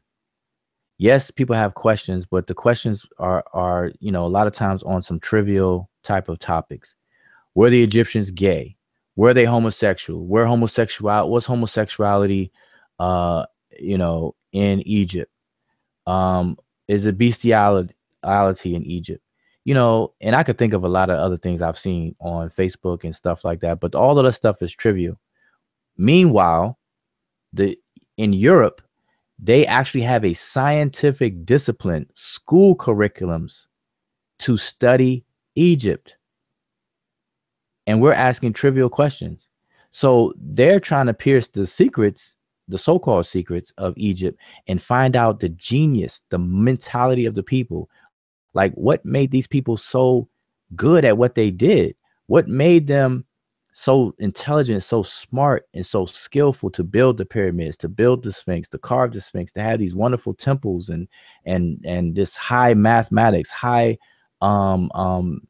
medical knowledge, all these different things, the knowledge of mummification, you know, all the things that Egypt contributes to the world, even to this very day. So they started a scientific discipline to study that. But look at us. We're wondering out of 4,000 miles of geographical territory, was anybody homosexual? You know, stuff like that is silly to me personally. But so I'm just putting it in proper context. People really need to just slow it down, stop with the games, and actually study Kemet for its mental resource, as a resource, as a chest of resources to find out what made these people so genius. Tap into the genius of Kemet and then go from there and say, hey, can I use some of that genius for today? You know, we already have our problems today of transgender, homosexuality, what do you call it? Abortion, rape, pregnant, you know, what do you call it? Teen pregnancies and things like that. Like, you know, are we going to reach back 5,000 years ago and wonder if two of the same sex had sex before? You know, so that's real silly. Very silly. All right. So we got to get it together. And so I always encourage people to learn the language, take it serious and learn the language. It's only by way of the language can you tap into the psychology or the mentality of a people. That period. There's no way around that. You'll be handicapped otherwise. That's like trying to run a race and have your ankles cut off. It's just not. You can move. You could drag yourself down the track, but you're not going to be worth anything of a competitor. So while we're focusing on the wrong stuff, everybody around us is benefiting from the contributions that Egypt has had to the world. Period. You know, so that's all I have to say on that. And then on the flip side, too, you have people who romanticize Egypt so much that it becomes a turnoff. You got people who just don't like Egypt just for the sake of other people romanticizing all the time. Oh, Egypt was so, it was a utopia. There was no crime. There were no jails. There were no fights. Everyone got along. You know, everyone was peaceful. No stealing. No nothing. Everything was good. It was like heaven. Egypt is heaven. Hey, you see those 3 pyramids and you see the 3 stars of Orion's belt. See, as above, so below. That means what, you know, Egypt was heavenly. You know, so. And the Nile flooded every year. Right. And the Nile flooded every year. Everybody ate good. You know, even the animals were friendly. You know, like I see, oh man, I see people say, yeah, that's where they get in the cartoons, animals talking and being friendly to human beings. You know, it took place in Egypt. Yeah, there you go. Yeah. The lion. Why do you think they mummified so many animals? Because they were friends. You're only gonna bury your friends with you. That's where everybody gets the dog is man's best friend, because you know, Anubis, the dog, the jackal, yes. You know, man's best friend. See how easy it is to get turned pseudo real quick. But anyway, so anyway, my point though is that people really should take this serious, because Kemet is probably one of the top most disrespected cultures today. You know, and it's because of a combination of things, but one of the things is because people just don't take time out to actually engage the culture. And the only way you can engage the culture is by studying the language. Period. You're going to hear me say that till the wheels fall off. I'm going to sound like a broken record to some people, because I always say that. Language is the DNA of culture, and culture is transmitted through the language throughout the generations. That's the only way you're going to be able to understand. And this goes for anything, especially ancient Egypt. But even if you're Hebrew, like you mentioned Hebrew earlier, to really understand Judaism and the Hebrew traditions and everything like that, you better learn Hebrew. Learn the language, because the literature, that tradition is transmitted in that language. Learn it. Same thing for Muslims. If you want to engage Islam and become a follower of Islam and become a Muslim, then learn Arabic, because that tradition, that culture, that belief system, everything is transmitted through the Arabic language. So learn it, you know. So anyway, anybody else have anything to say? I know I see some. Let me scroll up, make sure I didn't miss anything. Do I have the, wait, let's go back up. I think I missed some things here. Should create an app game that teaches meta nature. Yeah. Well, I think an app can be developed to practice some things, but as far as teaching, you know, you really need to get down and get dirty, get in the trenches to learn it, but actually to practice things. I think there's a couple of apps out there already. Master Khalik, was Pepi and Unes pyramids true pyramids? Were they before Sneferu?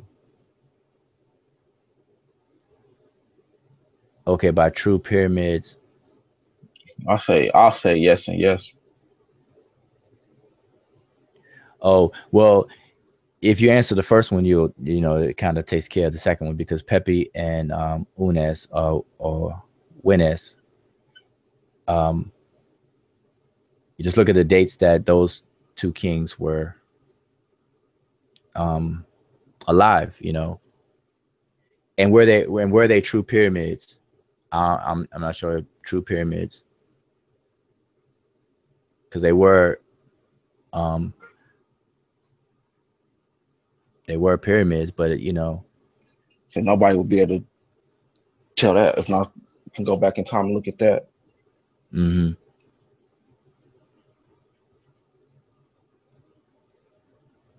Where's Man, I'm trying to focus, but I'm having a hard time focusing. I didn't realize there was so much pseudo out here. I just had this guy tell me, right, that Egypt is the. I'm going to repeat it because I want to see if you've heard this before. I'm going to tell you two things that just came across my timeline. This guy just told me that Kemet is a result of Caucasian migration back to Africa. I've heard that before. Man, I've never heard that before in my life. I've heard that before. I'm like, man, I'm in too many groups. I need to get it. I can't click on everything to say Egypt. Right. Yeah. See, you're gonna drive yourself crazy. You know, you're gonna allow. I'm not gonna say drive yourself. You're gonna allow other people to drive you crazy. You're gonna be a passenger in that car. So, but yeah, that's old. See, that's old. But this his research is an article from 1993. Client, this C. Lauren Brace, Client and Clusters versus Race, a test of ancient Egypt. And they're saying that like the race was pure for 3,000 years, no mix. Yeah, but this is what you have to realize, or not you, but this is what people need to realize, that a lot of those claims are not new. They're not new at all.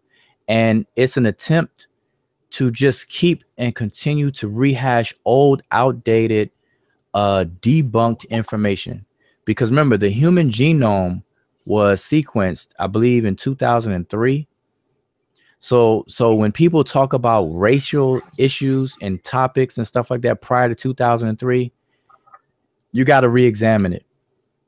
Hands down. You anybody that brings that stuff to you, you ask them, have they revisited that information since the genetics and DNA has come on the scene? Because a lot of that stuff just don't hold water at all. At all. Not at all. But anyway, that's very old. That's something that Theophilo Benga and Dr. Shekanta Diop were facing. That, remember, see, this is what happened. You have to remember this, and we have to look at it in a historical time, in an historical climate. Remember when I said that France and Britain, they were at a race to crack the code of Egypt, because at that time it was very high speculation that ancient Egypt contained secrets of the universe. Secrets, like anybody who tapped into Egypt was going to have one up on everybody else in the world. It was basically a race for world dominance based on the Egyptian knowledge. All right, in a nutshell. And so France and England were at a race to try to conquer Egypt. Not conquer the territory so much so, but conquer the knowledge and crack that code and really figure things out. And so, but now while that was going on, you got slavery going on. And so when they start to uncover and recover and dig up things, and they're finding out that Egypt was an African homegrown culture and civilization, they were faced with a problem. On the west coast of Africa, they're enslaving people, kidnapping them, and forcing them into labor, working and all that stuff with the whole slave Holocaust. But then on the east of Africa, they're finding out that Africans are the source of what they believe, the secrets to the universe, and how they're going to achieve world dominance. So they cannot allow the Africans on the west to identify with Africans on the east, or Egypt, period. Because they're like, wait a minute, if Egypt holds the keys to world dominance, we can't have these people reconnecting with that. So we have to remember that they claimed Egypt to be a product of Caucasians back migrating into East Africa, or West Asians migrating into East Africa. That was the build back then. That was the talking points back then. And because they couldn't exclude Africans altogether, they called the Africans beyond the borders of Egypt to the south, they called them all Negroes. Those are the blacks. And matter of fact, Egypt hated the blacks. They were against the blacks in the south. They were the nine bows, and all of that, and then they had different words for them. They called them Ethiopians. They called them Negroes and whatever else. And then modern times, all they did was switch those two words, Ethiopian and Negroes. They changed that to Nubian. That's why me personally, I always advise against using the word Nubia and Nubians to refer to people who live in Sudan and, south of the Egyptian borders, because they didn't call themselves that. The Egyptians didn't call them that. That's just another way to pacify us, to have a disconnect between the Egyptians and what they call the Nubians. But there's no such place as Nubia as they describe it. Nubia is actually two places within Egypt. So the real Nubians would be the Egyptians themselves, the people who lived in Ombos and Kom Ombo.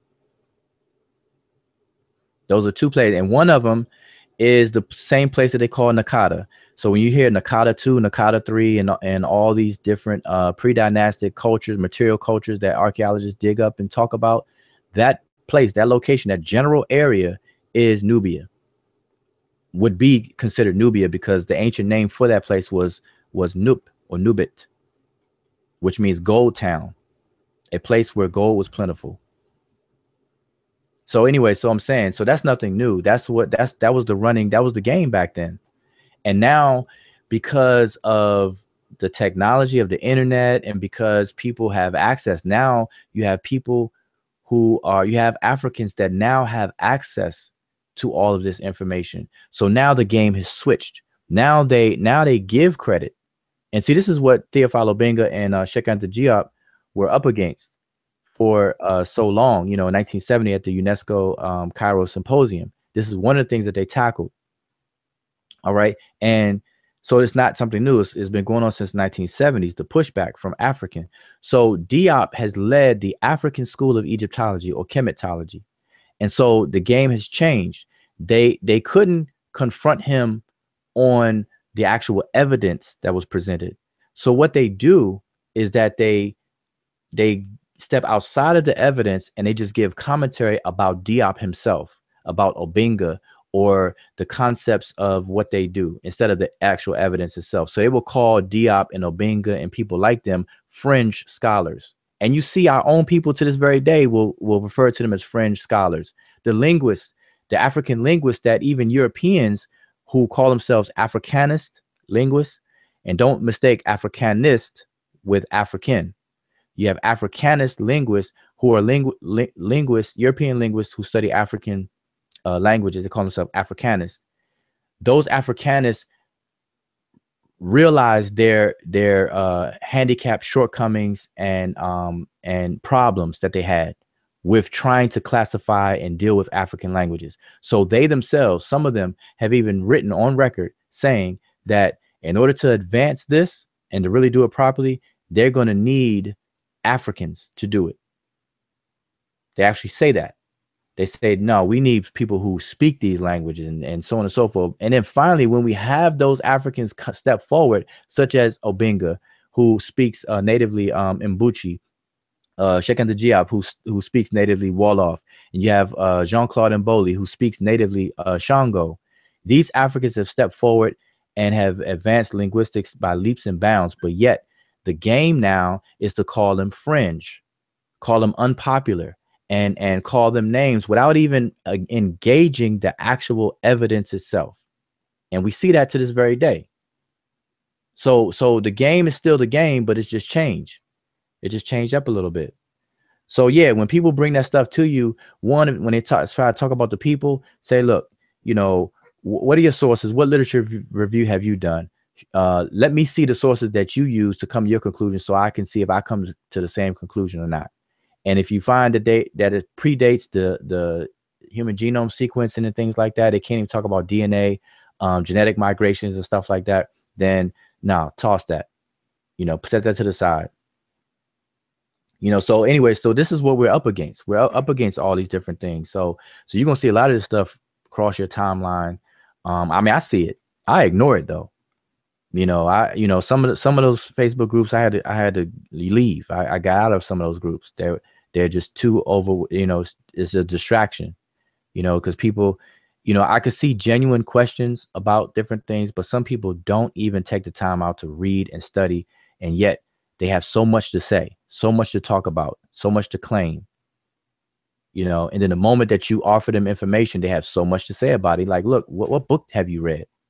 They can't even tell you what books that they've read, so it becomes a distraction. So, just be careful, spending your energy with that. But, don't want to rule out people who are generally asking different questions and things and want to be pointed in the right direction. So, but anyway, yeah. So that was that. So, the Egypt being Caucasian. Matter of fact, I have a book on my shelf by Mustafa Gadala, and he's a go-to person a lot of people use. And I'm trying to see which book I have of his. He has a couple of books, and in this particular book, I don't quite see it right this second, but in this particular book, he says at the very beginning of the book, I'm gonna get the book. Wait a minute, 1 second.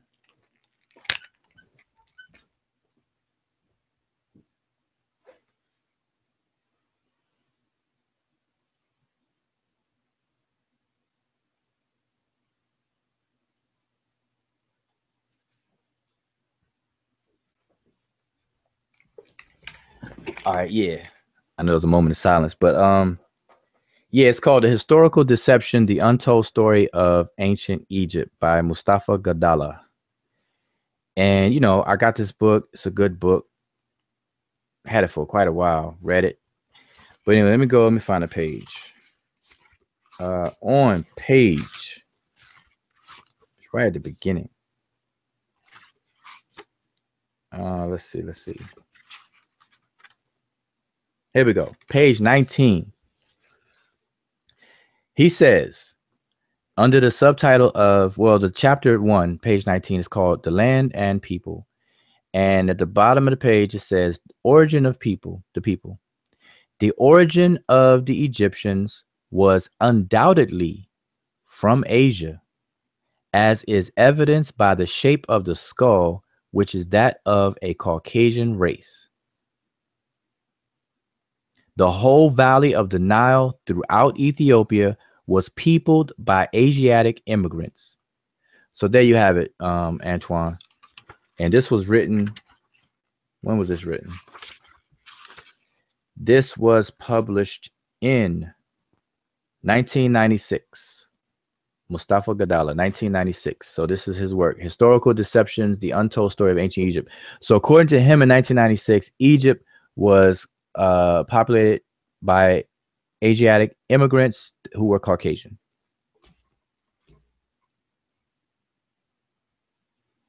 All right, so there you have it.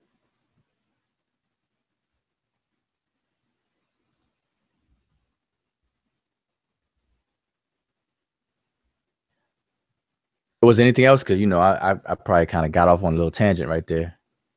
No, that's crazy. You're right. I'm have to be careful what I respond to or something, because they're gonna drive me up a wall. I mean, you know, it's good to help people out, though. It's good to point people in the right direction, refer sources. But sometimes, see, you can quickly figure out if a person is seeking, like you know, wanting to know and learn, and they just came across whatever information and they don't know if it's true or not, and you know, they want clarification or comments about it. You can separate those kind of people from people who have an agenda, because based on your initial response back, like if you point them in the right direction or you recommend a book to get and this and that, and then they come back and they keep pushing without ever doing anything that you've kind of advised them to do or whatever, then, you know, you can kind of quickly discern those people from the people who really want to know. And so, you know, I mean, I see it all the time. I see it on social media all the time, Facebook all the time. I've been on Facebook since I think 2010, 2009, and I've seen it all the time, you know, and I just tell people to read. And plus, you know, you can't really teach. You can't get down, you know, so you got to recommend, you know, you can, you know, point them in the right direction, cover a little bit of things, give commentary, share information, but, you know, people got to really slow down and read. I mean, man, did reading go out of style? You know, so hold up. I see some questions. Let's see. Still scrolling down. My question is, where is the top piece of the Rosetta Stone? The top piece was damaged. The top piece was damaged. But now, see, the Rosetta Stone, this is from Kennedy Cameron. The Rosetta Stone is not the only stone of its kind. There are other stones that serve the same purpose. They were decrees that were given. So look into, matter of fact, like I said, I had the picture on it. Matter of fact, let me show this picture again. If you get this book that we've done, we wrote this book to address the question about decipherment. And one of the things that we covered in the book, as a matter of fact, it's on page, go right to it. Look at the cover. Look at the cover of the book. Okay, the picture you see on the screen, the cover of the book. The Rosetta Stone is on the cover, and then the stone behind it is called the Canopus Stone. Those stones are very, very similar, and the Canopus Stone is fully intact. Fully intact. You can see the top. You can see the Heru Behudet which is the winged sun disk and the whole 9 on there. And so the Rosetta Stone is not a unique stone, and it's not the only bilingual or tri-scriptural and bilingual in text. There were others, with the Canopus stone being one of the other famous ones. And really, the Rosetta Stone has received most fame, but the Canopus stone is equally important, because the Canopus stone is what basically verified the works that Champollion did on the Rosetta Stone. And we get into that in the book. So get the book. It's available on Amazon, or you can go to metanetric.com and get it. The book is only $19.95. It is about 220 pages, 215 pages. All right. And it's written in 2 parts. The first part is breaking down how the writing system works, and giving you foundation information, basic information, so that you can actually know what is actually being refuted. So in part 2, we actually go point for point and refute everything that Professor Walter Williams claimed in his book, when it came to the hieroglyphs and the decipherment. All right. And matter of fact, we did a hangout on that. So look in our archives. We discussed one of the latest interviews that someone did with Professor Williams, and we have respect for Professor Williams's work. Like, he wrote a book, The Historical Origins of Christianity, and I think one on Islam. And those books are really good. I suggest people get them. But in the appendix is where he made the claim about the hieroglyphs. And so we're addressing that. We're not addressing his whole book, just that claim. All right. So we want people to understand that. A Moose, Wajao, why don't you speak on Sonetta platform more? I follow you through Unk and Amara Squad. You're by far the most logical and thoughtful person. Critical thought. Yeah, see, I've been on Sonetta. I was gonna say, based on what he said, that should pretty much explain why. Yeah, I mean, I've been on Sonetta's platform, not me for any particular reason. For me, I've been like a tag along type person on the platform. But see, that platform does what it does. I'm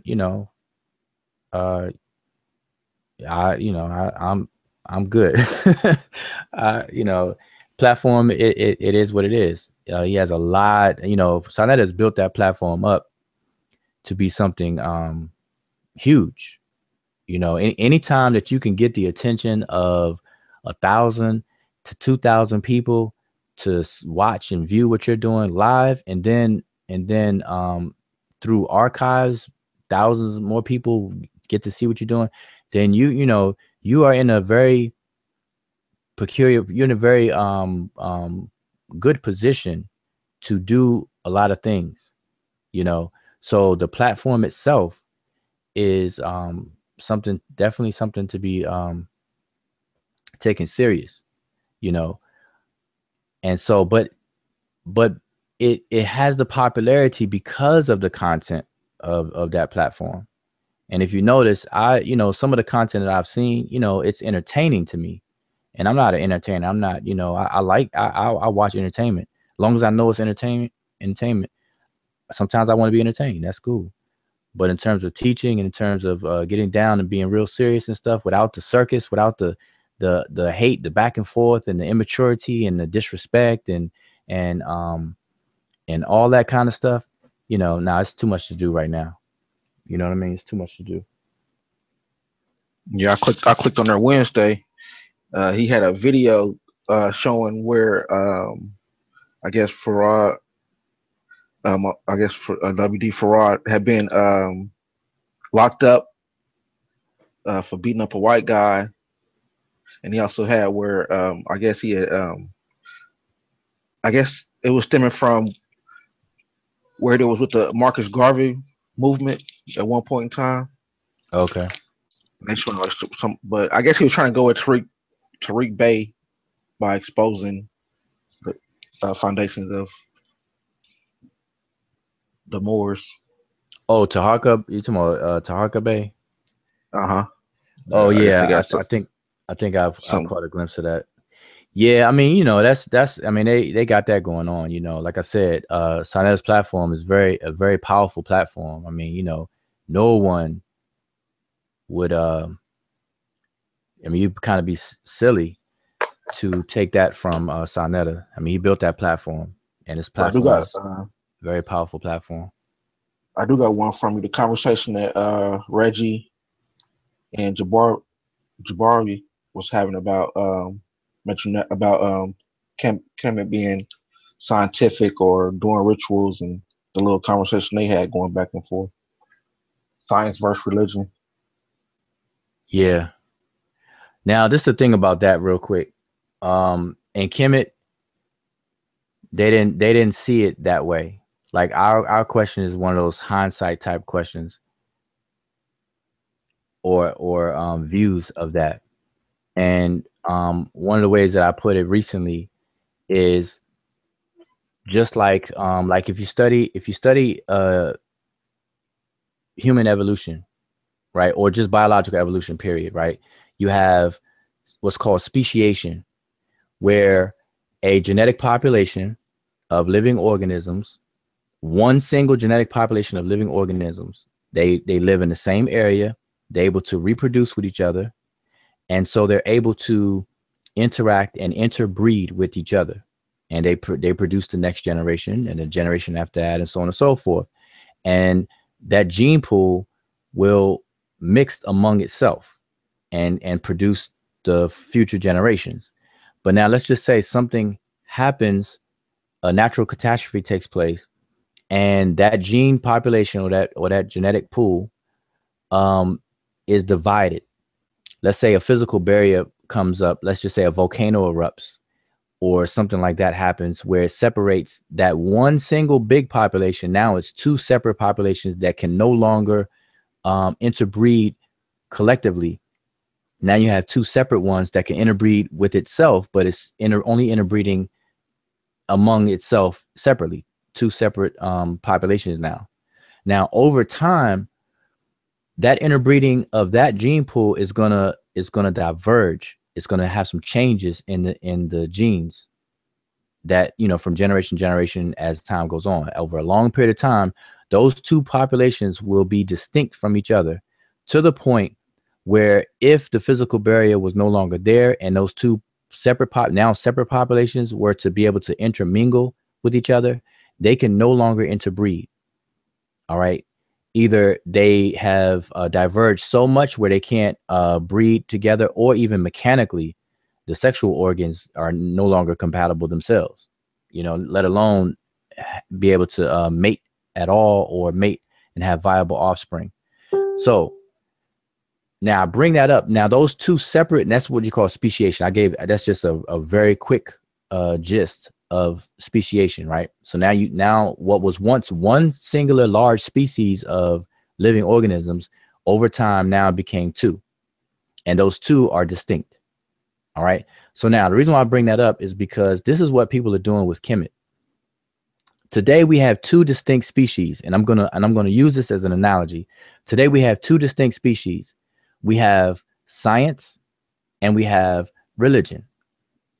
Now, science and religion at one point was one and the same population. It's only through a barrier that came about in time that the single population became separated, and it started to diverge and mutate separately. The mutations became separate mutations among the two distinct or the two populations, and then it mutated into two distinct species. But like I said, I'm using this as an analogy for science and religion. So today we have those things, and today they bump heads. They cannot interbreed. They cannot produce viable offspring because they have become something distinct from each other. But when you go backwards in time, those two distinctions did not exist. They were the same population. So no one would even think to call science science or religion religion, because it was just all one thing. Everybody was straight. just like that one singular population of living organisms. They were just one population of the same thing, you know?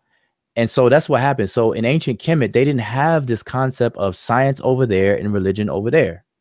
But today, now when we have discussions like the one you brought up, now we have discussions of, you know, was Kemet scientific or was it religious and so on and so forth. It's like, man, people have to really go back and address the real issues there and see how this stuff develops. And this is the benefit of even studying evolution, because notice how I can lay biological evolution over what I'm describing. I'm using it as an analogy, but I can describe it that way because of the understanding of evolution.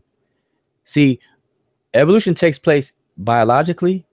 Evolution also takes place socially, and evolution takes place culturally.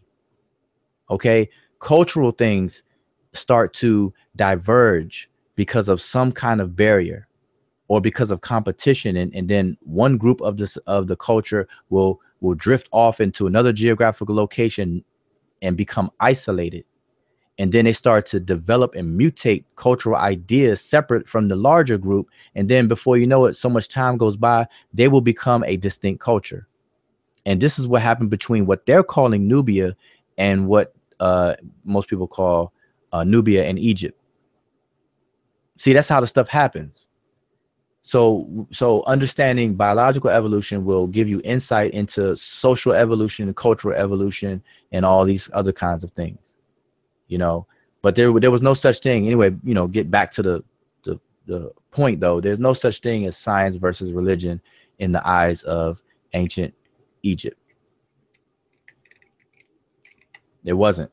It was all the same. Science, religion, philosophy, rituals, all that stuff was all in you know, holistically done all together. Matter of fact, if you look at the medical papyrus, along with the solutions to different injuries and ailments and stuff like that, you'll see recitations of certain prayers and what they call spells and things on there. So how about that? I mean, what people got to say about that? You know what I mean? I mean, so and then we got this idea of priest. And see, the word priest, if I just say priest by itself, the first thing that people will conceptualize in their mind is a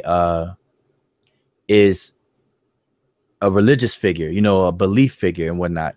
But remember, we did a hangout about priest. The word priest itself and the jobs that who we're calling priests do is simply another way of saying a skillful person at an important job. That's really what it is. Be it religion, science, belief, whatever we want to call it. That's what a priest is. And so in ancient Egypt, there is no word really for priest like that, like a direct correlation like that. Because the reason why how you know that is because they'll call what's called a wab. They'll translate that as priest. They'll translate the word sim as priest. They'll translate the word kari heb as priest. What's some other ones? Well,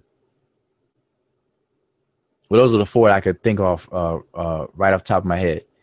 And so do they all mean priest? No, they don't. Those words don't mean priest, but what they did was priestly, which means that it was a very important job, and they had to be skillful at it. So a wab priest is a person who purified things or made sure the temple and everything was pure and so on and so forth. It dealt with washing. It dealt with the word wab means to clean and so on.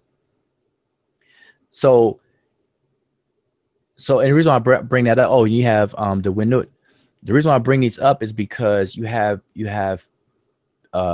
people that we identify as priests, but we don't understand that these people were doing things that we would call that would fall up under science, like the Winut, which would be the star watchers, which would be the astronomers. Today we would call them astronomers, but in the text they were known as the Winut, and those words are translated as priests.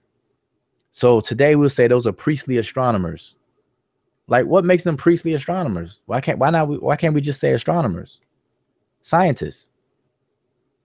You know, so you know, just keep all this stuff in mind, that we have to remember that they didn't have a separation between science and religion and all of that stuff that we do today. Just didn't have it.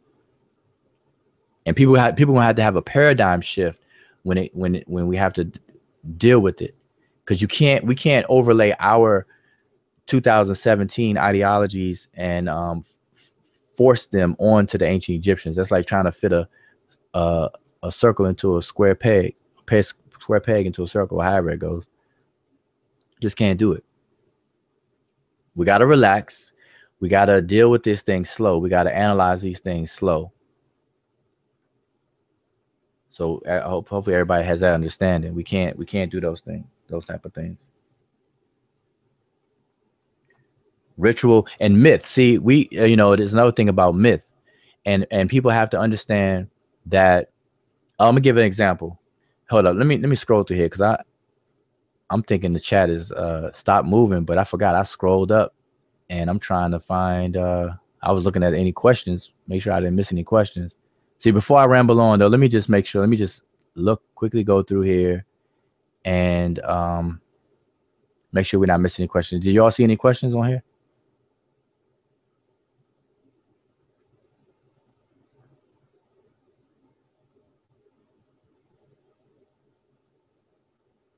Okay, Kennedy Cameron, I didn't ask the age of the Rosetta Stone. I asked, where's the top piece? Okay, I think I already did. I already dealt with that.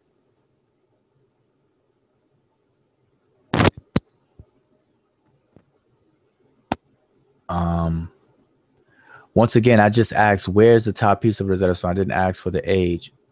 Okay, I'm not sure if these comments are to me based on what I said earlier, or these are older comments, because I'm scrolling up. Now, do you wait, does anybody understand? Yeah, so do you know do you know where the top piece is at? I don't know where the top piece is at. No, I already addressed that. I said the top piece is missing. So that's that. Yeah, I think it was the question was actually asked to see if you know, to kind of verify if it's if the Rosetta Stone is authentic or is fake. And I think he was asking, assuming that if it was missing, it could have been a fake. Oh, so okay, I didn't see that. So they're asking if it's fake or not?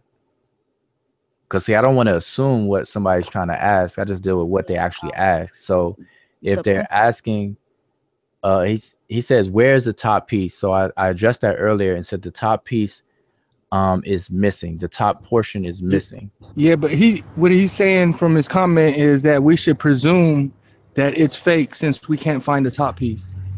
Yeah, I think that was on the top part where he said, my question is, where is the top piece of the Rosetta Stone? Until we find the top piece of the Rosetta Stone, we have to presume that it is a fake. Okay, no, we do not have to presume anything is fake because a part of it is missing. All right. So that's not very smart to automatically assume something is fake because a piece is missing, especially when you're dealing with stone that are centuries and millennia old. That, to me, that would be pretty ridiculous to have that assumption first. Just follow the evidence. Why would it be fake? Who faked it? And so on and so forth. Like, what evidence of it being fake? That's not a default setting. That's what pseudos do. All right. And we have to stay away from doing that. Just follow the evidence. Science is evidence driven. So follow the evidence. What evidence do we have that the Rosetta Stone is fake? And you can't say something is fake because something is missing. That's a logical fallacy to the 10th degree. So we don't do that. So because I can show you about thousands of artifacts that have missing pieces. So are we to default our assumption that all of these artifacts are fake because they're missing? Some of it's chipped, some of it's broken, some of it's whatever, and these are thousands of years old? You know, matter of fact, the piece that we were doing tonight, let me see. Let me pan back out of it.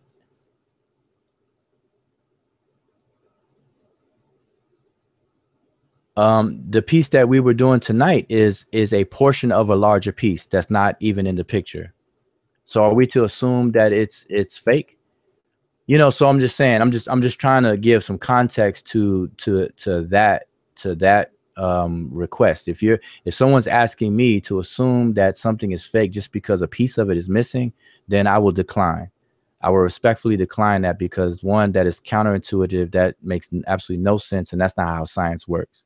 Now, you run that past a person who is totally unscientific and, you know, deals with pseudoism, stuff like that. Hell, they'll embrace that with the quickness. All right. So also they gotta understand, and maybe they need a little bit more research what the Rosetta Stone is. It was a decree, and there were numerous decrees found from Kemet at that time. Yeah. I mean, yeah, like I said, follow the evidence. And I said that earlier. I mean, I thought I made that clear that the Rosetta Stone is not unique. And on the cover of our book, we have what's called the Canopus stone with no missing pieces. So for the sake of argument, if anyone is trying to make the claim that the Rosetta Stone is fake, then the burden of proof is on the claimant. Show the evidence of it being fake. And you cannot say that it's fake, or you cannot provide evidence for it being fake by saying it's missing a piece. That it doesn't work that way. Right. So, and then also, if that's the case, let's just throw the Rosetta Stone out. Let's deal with the Canopus stone, which has no missing pieces. Then what? You know what I'm saying? So, and the reason why I'm saying this all like that is because I know that within the last few months, Sarah Seti went over to Britain and went to the British Museum, and he was actually looking at the Rosetta Stone or whatever, and he's the one that actually claimed that it's fake, and so on and so forth. And that was just silly. So, and I don't want that to spread and people just embracing that. You know, that's crazy. Because, you know, he provided no evidence. No evidence. Matter of fact, he's looking at it like, see this right here and that right there. You know, no, that's not how we do. We don't do lookership around here. You know, that's just not happening. You know, so and in actuality, the top piece, all of the top piece is not missing. Like when people say that the top piece is missing, but based on the other stones that had the same decree on it or whatever, you can see what would have been there. And like I said, the Rosetta Stone is not the end all be all. You have other stones, as even June said. So anyway, hopefully people understand that. I think the question was already answered. You did answer it and made did show the other stone on the cover of the book, and like June said, those are not only the pieces that are there that were made of those kind of decrees. And I think also Khalik also did actually talk about dilapidated artifacts, and that did answer, and I think you also say the same thing. Not all artifacts are actually found in their like in a whole unit, and that is not ruined or anything like that. And also, I mean, if somebody wanted to figure out if something is fake, there's ways that artifacts are authenticated, and it's not just by looking, or it's not just by if it's damaged or if a piece is missing, then it must be fake. I think he already got answered on those ones, but he was just also asking that maybe that the Europeans could have faked the language, created the language. And I don't know, why he would think that, but he's assuming that it could be fake, and it was the language was created by the Europeans. But if they did all that, why would they just create it and hide all those sciences behind it? They would have just use the science, not have to create that. It doesn't make sense anyway. All right. Well, see, the short and skinny of anything like that, again, I see this all the time, and not to say that the brother who's asking in the chat is doing this or whatever, but I see it all the time. I mean, it happens on Facebook all the time. And what people have to get used to is asking for evidence. Remember, science is evidence driven. Demonstration beats conversation. Show the evidence. We can't just assume and make up stuff. That's just so unproductive. Show the evidence, and always remember that the burden of proof is on the claimant. That's where the burden of proof lies, on the claimant. and you can't falsify a negative. So remember all these things. These are just basic basic practices in science, research, and so on and so forth. All right, so just deal with that. But any questions about the Rosetta Stone itself, there's a whole bunch of books about the Rosetta Stone out there. We wrote a book about it, addressing the specific question about, has the Egyptian hieroglyphic writing system been deciphered?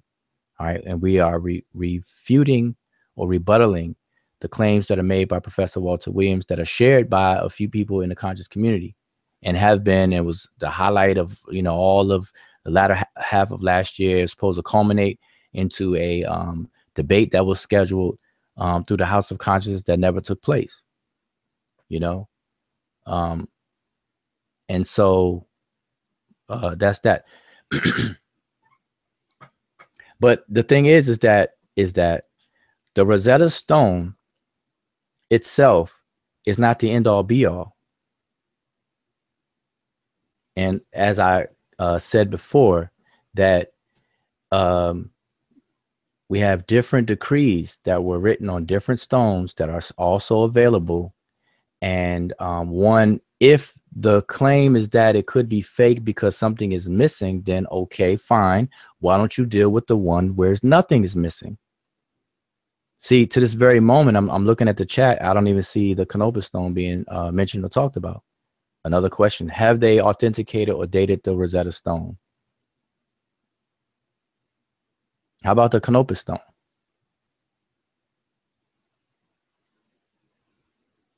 You know, so anyway, was there anything else?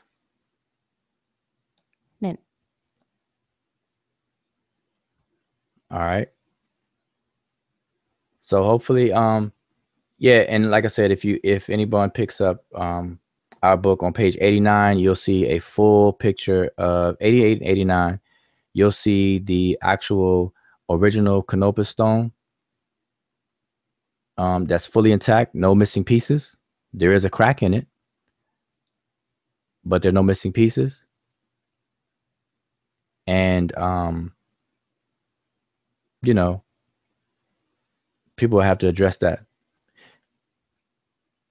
And see, look at it in reverse. All right, let's reverse this, okay? If something being fake is dependent upon missing pieces or a piece missing, then that means that I can take something that is actual, factual, and real and just break off a piece, and now all of a sudden it instantly becomes fake. See, you see the logical flaw in that? I could take a statue of, let's just say, a statue of Ramesses, and it's fully intact, and it's an actual statue dug up out of ancient Kemet and the whole nine. It's like a real statue. It's not fake at all. But then, based on that criteria, all I have to do is break off a finger or break off an arm, you know, take a hammer or whatever and just knock off something, and all of a sudden it's fake. That means that all the statues that have broken noses, that means that they're fake. Oh man. Oh my goodness, boy. You mean to tell me that I could go to Washington, D.C. or Mount Rushmore and just knock off the nose of one of those statues, and now all of a sudden Mount Rushmore is fake? Oh man, boy, I know it's Friday night, y'all. So anyway, yeah. So was there anything else? Because this I think we pretty much ran our course. Anybody else have anything else? But listen, I appreciate everybody for tuning in. You know, it's Friday night. Anybody, y'all could be doing anything else, going to the club, making it rain, whatever the case is. But y'all are hanging out with us nerds over here at the Seshu Mani Meta Nature. Yeah, we really appreciate it. And please share this video, share the archive, encourage people to subscribe to our channel, and make sure you click the like. I see we got 21 likes and one thumbs down. And it's always one. It's always somebody's gonna put a thumbs down and whatever that is. It's just crazy. But if you like it, leave comments and whatnot. Join our Facebook group and share information, ask questions. Anything that you've seen in any of our videos on the channel, period. Feel free to ask about them. Either in the comments themselves, join the Facebook group, and we can have a discussion about it. And if it warrants a real lengthy discussion, then hey, we will have a hangout and invite you on the hangout, and then we can have a good discussion, because people learn that way, and we can learn, because we don't know everything, and we can make mistakes. So we invite people to chime in, share their information. If we made an error, point it out, show us where we went off track, put us back on track, and we'll certainly do that likewise with other people. So that's all I have.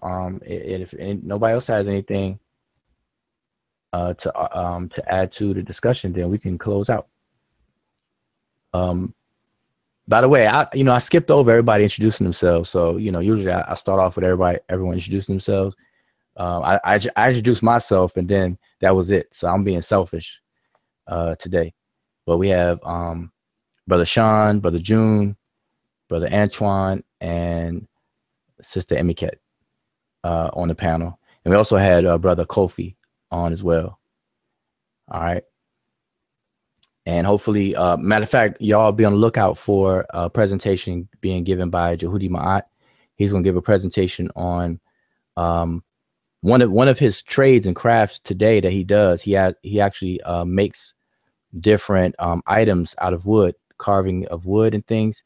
So he's really good at sunk relief, bas relief, and different reliefs, carving into the wood and things. I wish he was here, but he's going to give a presentation on the different types of relief as it relates to ancient Egypt, because on the walls you see, relief that's sunk in, carved into the stone, and then ones that look like this 3D coming out, and so on. So he's going to explain a little bit about that, give people a better understanding of that. All right.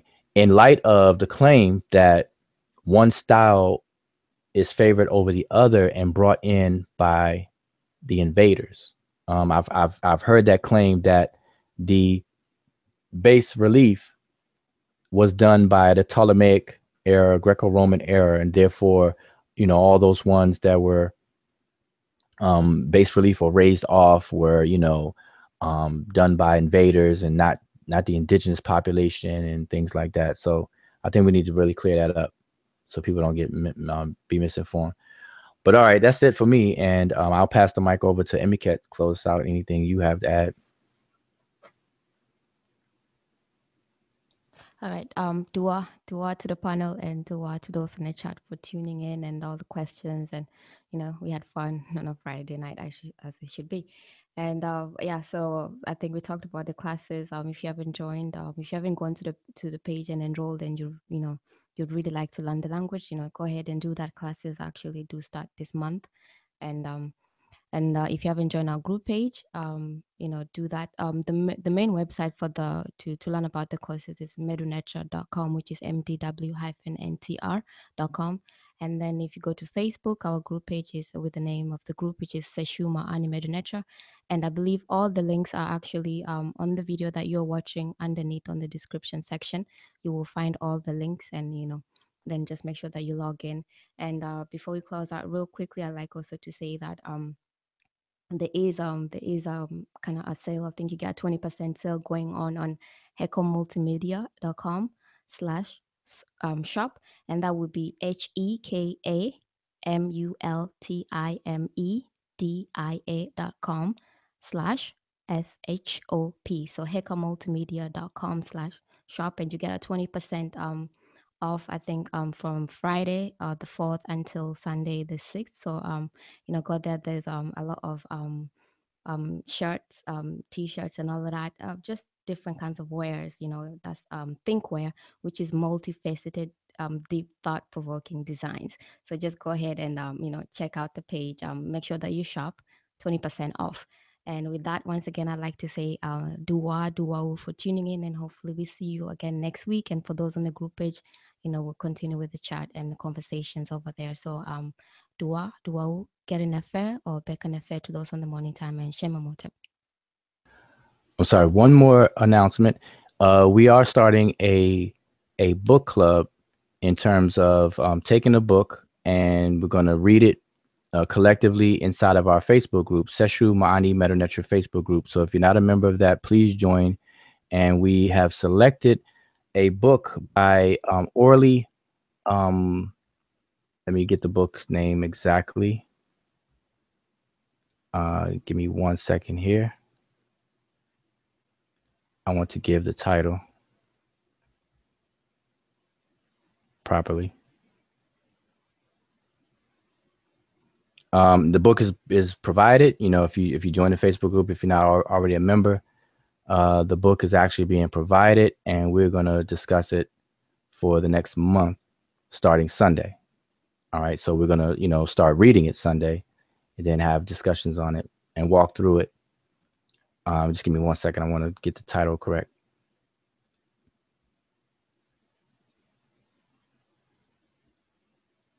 All right, real quick here. Let's see if I can find it. Fast enough. Okay.